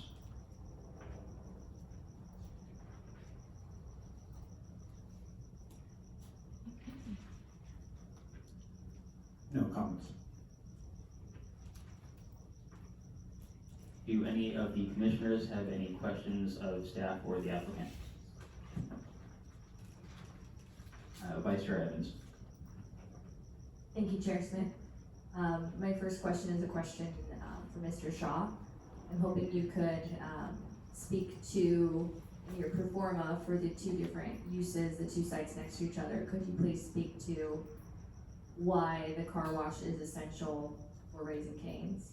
Kind of talk through the financial, pro forma of that, please. Yeah, absolutely. Well, it starts with, that was the only way to get the deal done, to start, to get both tenants to sign up. It was, we mapped it out, getting all the parcels together first, sizing them correctly, between the two tenants, access-wise, that's why all of our traffic studies were done together. But it was the way to get these two brands to the city. I'll be very honest with you guys, I wouldn't have gotten one without the other. And so that was number one in order to get it. And then, like I said, sizing it. I mean, the two sizes of the parcels, like you see, this one kind of jogs back and around. And then the way we were able to, essentially situate both buildings and both tenants. And then, yeah, on the financial side, I mean, the deal doesn't pencil. It just flat out won't pencil. We're 10 years into this. There's a ton of money spent on each one of these parcels. We paid today's retail value for each one of them. And so in order, this is an inland space, with Raising Cane's having the corner, it's kind of an impossible space to try to fit somebody else in at this point. So really it's a spacing thing. There's no other tenant that's gonna come in here and take this. Like I said, 4 years into it and all the money and time and studies and everything spent. It's just the only way. Sounds like some fireworks. It's the only way for either project to move forward. Like I said, I was kind of in the middle of it as far as spacing these parcels correctly for both tenants in order to make it happen. I'm pretty sure we shifted that line over like 4 or 5 times in order to fit both and in order to get the building where we wanted to get it. And so, yeah, I mean, there's still, there's a lot of site work and stuff that we have to do. The work, this is just still the beginning for us. But yeah, those were a few of the reasons. Thank you so much. My second question is for Quack. I'm hoping to hear how many FTEs do you plan to employ, and do you have any policies to hire locally? We, FTE, Full-time equivalent employees. We hire approximately 14 to 18 employees at our facility. And that's to cover the time period from 7 o'clock in the morning to 9 o'clock at night. On staff at any time, no fewer than 2, usually 4, but like as we begin to build a track record and see what our activity is at that facility, we'll bring on more people to ease the congestion or the traffic or the questions, the consumers, all of the usage there at the facility. Thank you so much. And then maybe one more question for you while you're up there. So in regards to the landscaping and the amendments to the landscape plan, I think the two large assembled parcels pose an incredible redevelopment opportunity for the city. And with that, it's important to think of the landscape in a very cohesive manner. So I'm first of all not a fan at all of palm trees in Lemon Grove. We need trees that help us reduce the heat island effect and tie in with a larger landscape plan, and especially having cohesive street trees on Broadway, because that will really kind of send the aesthetic message of who we are as a community. So I just wanted to see if you were able to have that conversation with staff and if you had concerns about changing the landscape plan. No concerns at all. We've had discussions with the staff and we're very agreeable to their recommendations in replacing landscaping to satisfy the wants and needs of the city. Thank you so much. And Commissioner Clark? If you could come back, please. I'll just stay up there. Thank you so much. As with Raising Cane's, my concern is the noise mitigation, and I know that's a very well laid out plan. However, with the car wash being pushed up against Raising Cane's, so is the noise gonna cancel each other, or is it gonna be more prolific? It doesn't build on itself, and it doesn't cancel each other out by the wavelengths on it. Mhm. It's just gonna be ambient noise that's gonna be created in the two, parcels. And with Broadway right there, and the traffic that's there, it's really gonna just be white noise at that point. Okay, that was the question that I had, and what, the materials that you're gonna use besides the landscaping, the materials that you're gonna use to, what do you call it, house I know the motor is somewhere, I don't know if it's called motor, but the big thing is somewhere where all the noise is, that's going to contain most of the loudness of the machine, so that it's not like blaring, typical car wash noise. So a lot of the preconceived ideas is 1970s car wash movie type thing. And that's not who we are. That's not what the car wash industry is today. Mhm. We're now a very refined, gentrified business that is coming before you. The blowers are the principal sound that you hear coming out of a car wash, and that cycles up and down depending upon how many cars are coming through at a consecutive time. As soon as the car wash is finished and it passes through, the blowers turn off and it cycles down at that point. So it's not an ongoing, at 7 o'clock we turn them on and we turn them off at 9 o'clock. They're only activated as the car goes through that cycle. The blowers are located specifically towards Broadway, where that white noise, where that traffic is already generating high decibels. We have demonstrated that our decibels are in line with the city code, and so that we're not contributing and adding additional noise above and beyond what your code allows at that point. So that's the principal thing. The other is a vacuum stall, so where we have vacuum blowers that are sucking, that are only activated again as you pull your nozzle out of the dispensers, and then once they are inserted back in, then the sound is, or the blowing system, or the vacuum system is off. Thank you, and my other question has to do with, what are your track records, or what does Quack give back to the community? I don't know if you mentioned that, but I'd like to know what types of interactions that you have with the community. We do an opening of which, as we bring in our employees, as we begin to generate the energy of a Quack opening up in the community, we are known for charity. And so what we do is 14 days of giving. And so what we'll do is we'll find a charity that is a worthy cause for the community. And it could be any number of reasons. We don't care. It's what the community feels is important. And during those 14 days, those car washes that are typically paying customers, we put that aside, and that's given to the charity at that point. And we generate a lot of money for this time period. So it's a sizable donation during that. And then constantly throughout the year, and throughout our length there, we're teaming up with these different charities, finding areas to give back to the community. Because we really want to be part of the community. We want to be liked and loved by everyone. And we value that in our employees, we invest in them, and we invest in our community as well.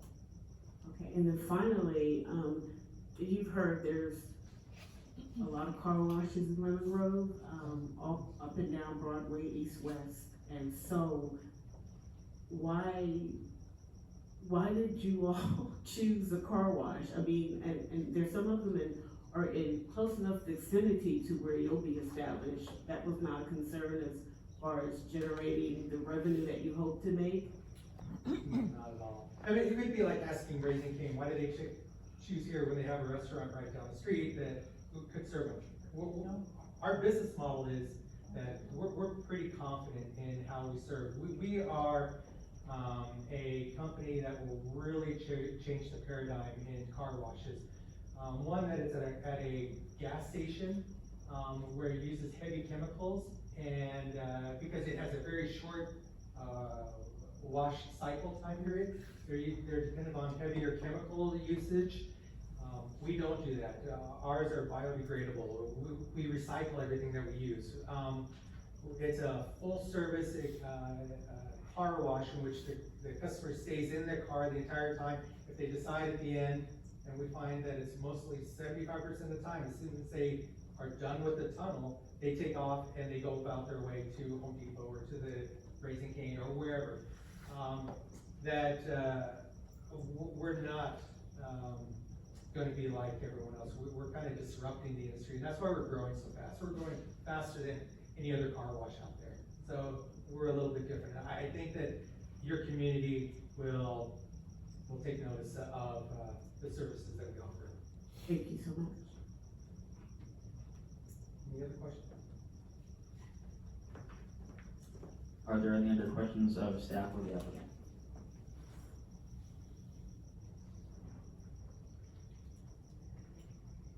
In that case, I would like to echo Vice Chair Evans's question of, I'm not privy to all the information that the owner is, but I don't quite grasp why the two uses are required to be together and why they're not separate projects that can stand on their own. I look at an acre plus lot and working in architecture design with an acre plus relatively rectangular lot, I think there's a lot you can do with that. I don't know that your lot sizing handcuffs you to a car wash. That question? Yeah, we come up. If you'd like to respond, sure. Yeah, for sure. Yeah, I just want to reiterate, it's really,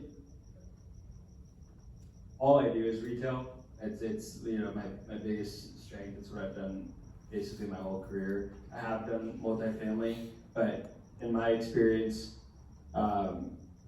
it's really hard to mix multifamily in a zone where there's not multifamily everywhere, and where there's a lot of people walking and all those different things. So when we originally looked at this site, it was, you have commercial next door, and that's actually why we oriented it the way it was, and what Don was mentioning, the blowers and everything being on the front, it's next to the commercial. And so when we looked at this site overall and we're able to put together over 2 acres here, these were the 2 best uses. I mean, we went out to the market across the entire country. We never take the first deal that comes onto the table. We 99% of the time don't even take the highest rent offer deal that comes to the table. It's really, we do a ton of due diligence on tenants that do well next to each other. And then at the end of the day, it was really both of them coming in together, and this is the only deal that financially made sense. And that's how we handcrafted the site plan to go with it. And both tenants know that. I mean, they both know it's a combo deal. It's what we've all 3 been working on for 4 years now. And yeah, I mean, I told them if not, then we have to scrape and go back to the drawing board.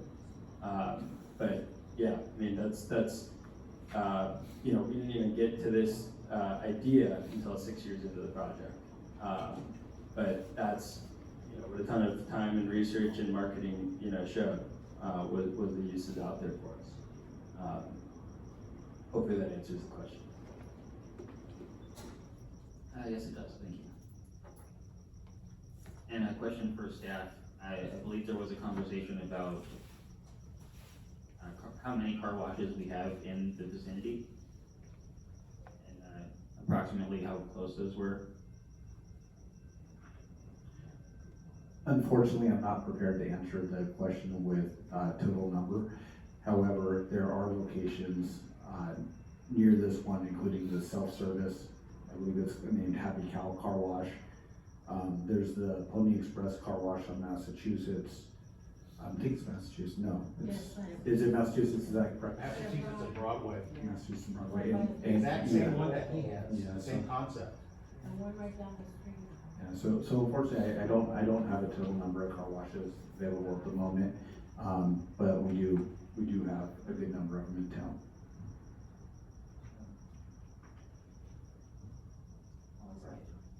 Thank you. And one more check, does the commission have any questions of staff or the applicant?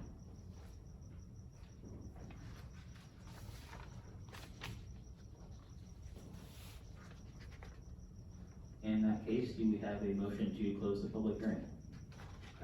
I'm wondering if I could use I didn't use my full 3 minutes. Is it possible to?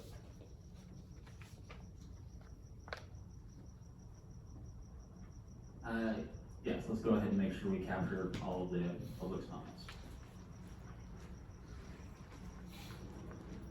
I don't know the owner's pro forma specifically, but I would really challenge that you can't do, it's either you do both or none. If that was the case, you know, why didn't they just present all in one package? I mean, that kind of defies basic logic. So, you know, there are a lot of car washes. The car wash at Broadway, Massachusetts is the exact same concept, owned by an independent operator. You know, duplication. So I guess if they want to go in there, they can go in there, but again, it's not the highest and best use for the property. The highest and best use is housing. That's where you address affordable housing, market rate housing. You're increasing your tax base. There's zero sales tax dollar revenue out of Quack. So, I mean, you guys passed Raising Cane's, I get it. I guess if there's a lesser of two evils, that's the one probably. But there's really not much benefit for bringing in a car wash that doesn't bring any sales tax revenue, period. And duplication of efforts, and so I would just, again, remind the planning commission to be consistent in how they determine things. It was always about, not everything, but a big push towards, you know, generating revenue. And a realtor made a comment about businesses, helping, yeah, businesses help. But you know what helps the community? Good schools, safe streets, safe parks, sidewalks. That's what helps the community. That's why people go there. It's not because of Raising Cane's or a Quack. It's because they have good fundamental values. And when you can do that, and when you have housing for middle-class people, not affordable housing, all affordable housing, but good market rate housing at a good price. That's what's gonna bring in people, not a Raising Cane's or a Quack. So, just please be consistent. Thank you. Sorry. All right, thank you. And,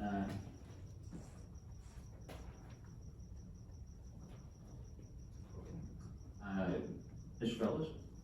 One point of clarification is that even if these two projects were on the same property, staff would require two separate plan development permits or two separate types of permits with two different sets of conditions, because the concerns with a restaurant with drive-through services are different than the concerns with a car wash. And so we would want to be able to set conditions of approval for each use individually as opposed to as a whole. All right, and thank you, Mr. Fellows. And do we have, before we close the public comment, I believe we can take just one last comment, but then we will close the public comment. Thank you for allowing me. Again, as I stated before, we followed your code explicitly. We worked with your staff on everything that they had requested. We did not see anywhere in your code that it limited car washes in your community, that there was a cap at only 4, 12, 50, whatever that number is.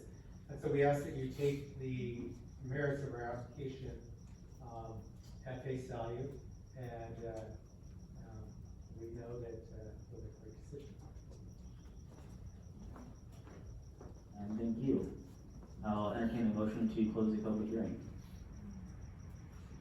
So moved. Do we have a second? Second. We have a motion and a second. The motion was made by Vice Chair Evans with a second by Commissioner Jacobs. I will now conduct the roll to go on the record. Commissioner Burns, absent. Commissioner Clark, Aye. Commissioner Jacobs, Aye. Vice Chair Evans, Aye. Chair Smith. Aye. The motion carries on a vote of 4-0-1.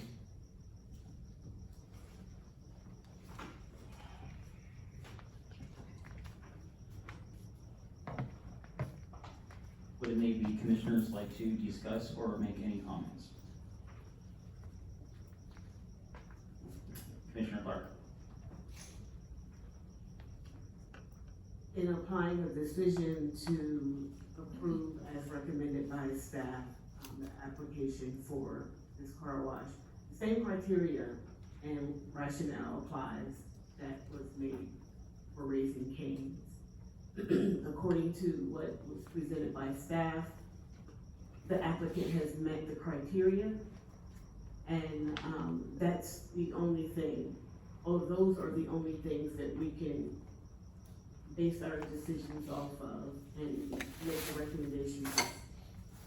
And this will move forward to city council. This item would only go to the city council if appealed. Okay. So I just wanted to go on record saying that in everything that we're considering, it was the same scrutiny of the application that was applied to Raising Cane's. And our job is to make sure that we are in compliance with our ordinances and, our general plan, and that we're following our municipal code to the best of our knowledge. Thank you, Commissioner Clark. Do we have any other comments from the commission? Vice Chair Evans? Thank you, Chair Smith. Again, I would like to thank staff for all the work that went into preparing this PDP before us tonight, and for the briefing that was held. And thank you so much again to Mr. Shaw for your vision for the future of Lemon Grove, and to Quack, the applicant. Just want to kind of reiterate what Commissioner Clark stated. As Planning Commission, we're not here to limit the number or types of businesses in our community, the very same way that we can't pick and choose the parcels that are redeveloped in our community. That's driven by the market. That's driven by real estate, essentially. That's driven by property owners, which is why this item is before us. I, again, just want to reiterate the importance of, with these two separate projects, although they are separate projects, I really want to ensure that there is continuity between Raising Cane's and then the landscaping and Quack, and treating those as the same. Also, I'm hoping that there's opportunity for Mr. Shaw to be able to work with those commercial tenants and to relocate them within Lemon Grove. For example, it'd be amazing to keep Broadway Pharmacy on Broadway. Perhaps, one of the new ground floor spaces in Kelvin or in the self-storage where we have additional retail spaces. I could see those as great potential spots for them, but would love to keep those businesses within our community so that we're growing our businesses and not losing any. It might have been last year, the previous year, I was not able to support a car wash proposal that came before us on the Planning Commission. Simply because I was not able to justify the required findings that we need to make as a Planning Commission to approve that item. In seeing this submission, this plan, it's really reworked to address a lot of the concerns that I had, and especially to mitigate noise concerns, as that previous submittal was very close to adjacent residential area. So I thank Quack as the applicant for addressing those concerns and mitigating the impact on the surrounding neighborhood. And I would also like to support staff's recommendation on the 2 queuing lanes maximum, but to give the planning department the authorization to require a future 3rd lane if traffic issues on Broadway are observed. I think that's a thoughtful consideration. And I do support all the other recommended conditions of approval. Thank you. Do we have any further comments from the Planning Commission?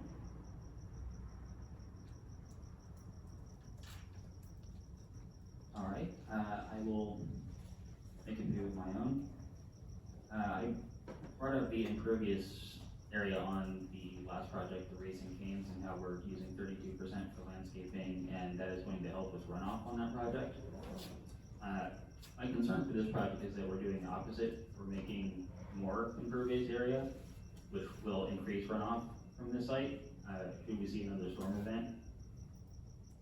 So I do have some concerns in that, in the engineering aspect of it. I also do have some concerns that these two sites together, we are,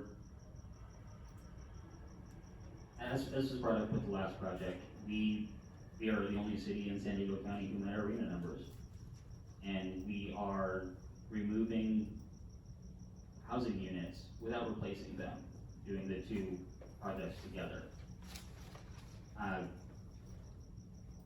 And with the vision that our community has for, I believe, our downtown corridor, I think that we're looking for more mixed use.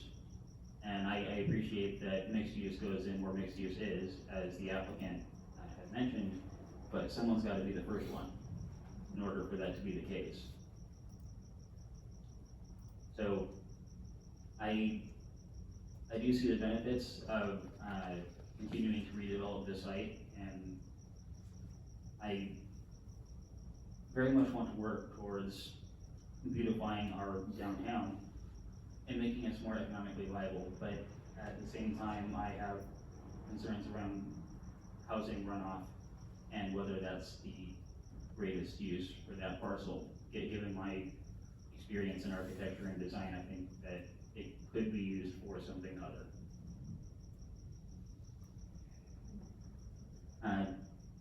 Yeah, Vice Chair Evans. Thank you so much. I think those are very thoughtful remarks, and some similar concerns that I had shared as well. And when we think about the future of Broadway, I do think about mixed use.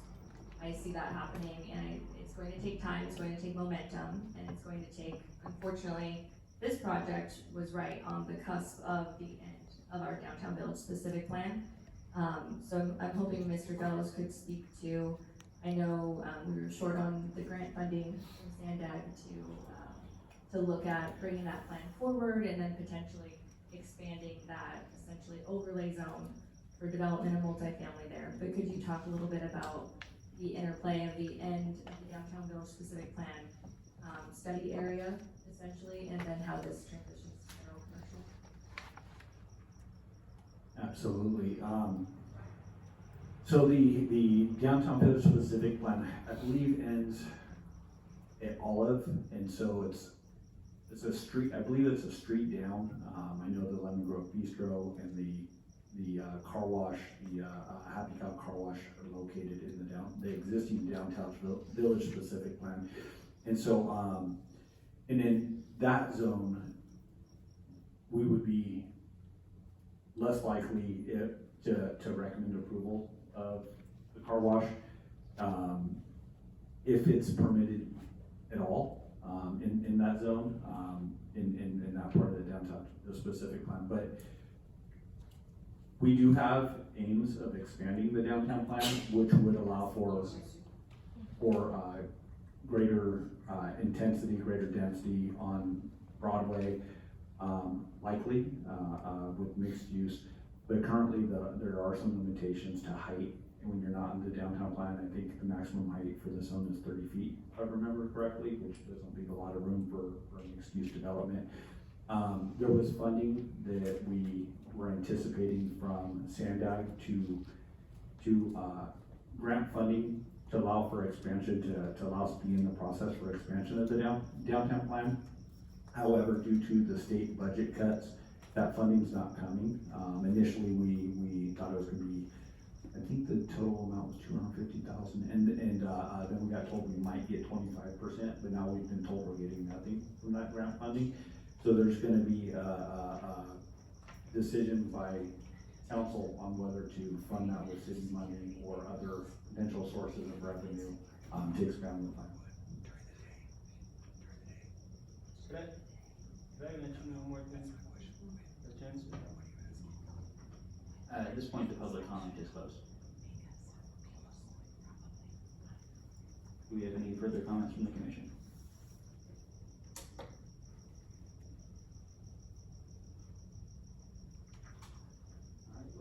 further comments, I will entertain a motion. I move approval of, I need to read the whole PDP number. It's up there in front of you. Of, PDP 220005, with the recommended conditions of approval and the additional condition by city staff to provide to Kewing Lane's maximum and enlarged landscape buffer, and authorize planning department to require future third lane of traffic issues on Broadway are observed. So moved. I second that motion. We have a motion and a second. Would the clerk call the roll? Motion was made by Vice Chair Evans with a second by Commissioner Clark. I will now conduct the roll to go on the record. Commissioner Burns, absent. Commissioner Clark. Commissioner Jacobs. Aye. Vice Chair Evans. Aye. Chair Smith. No. Motion carries on a vote of 3-1-1.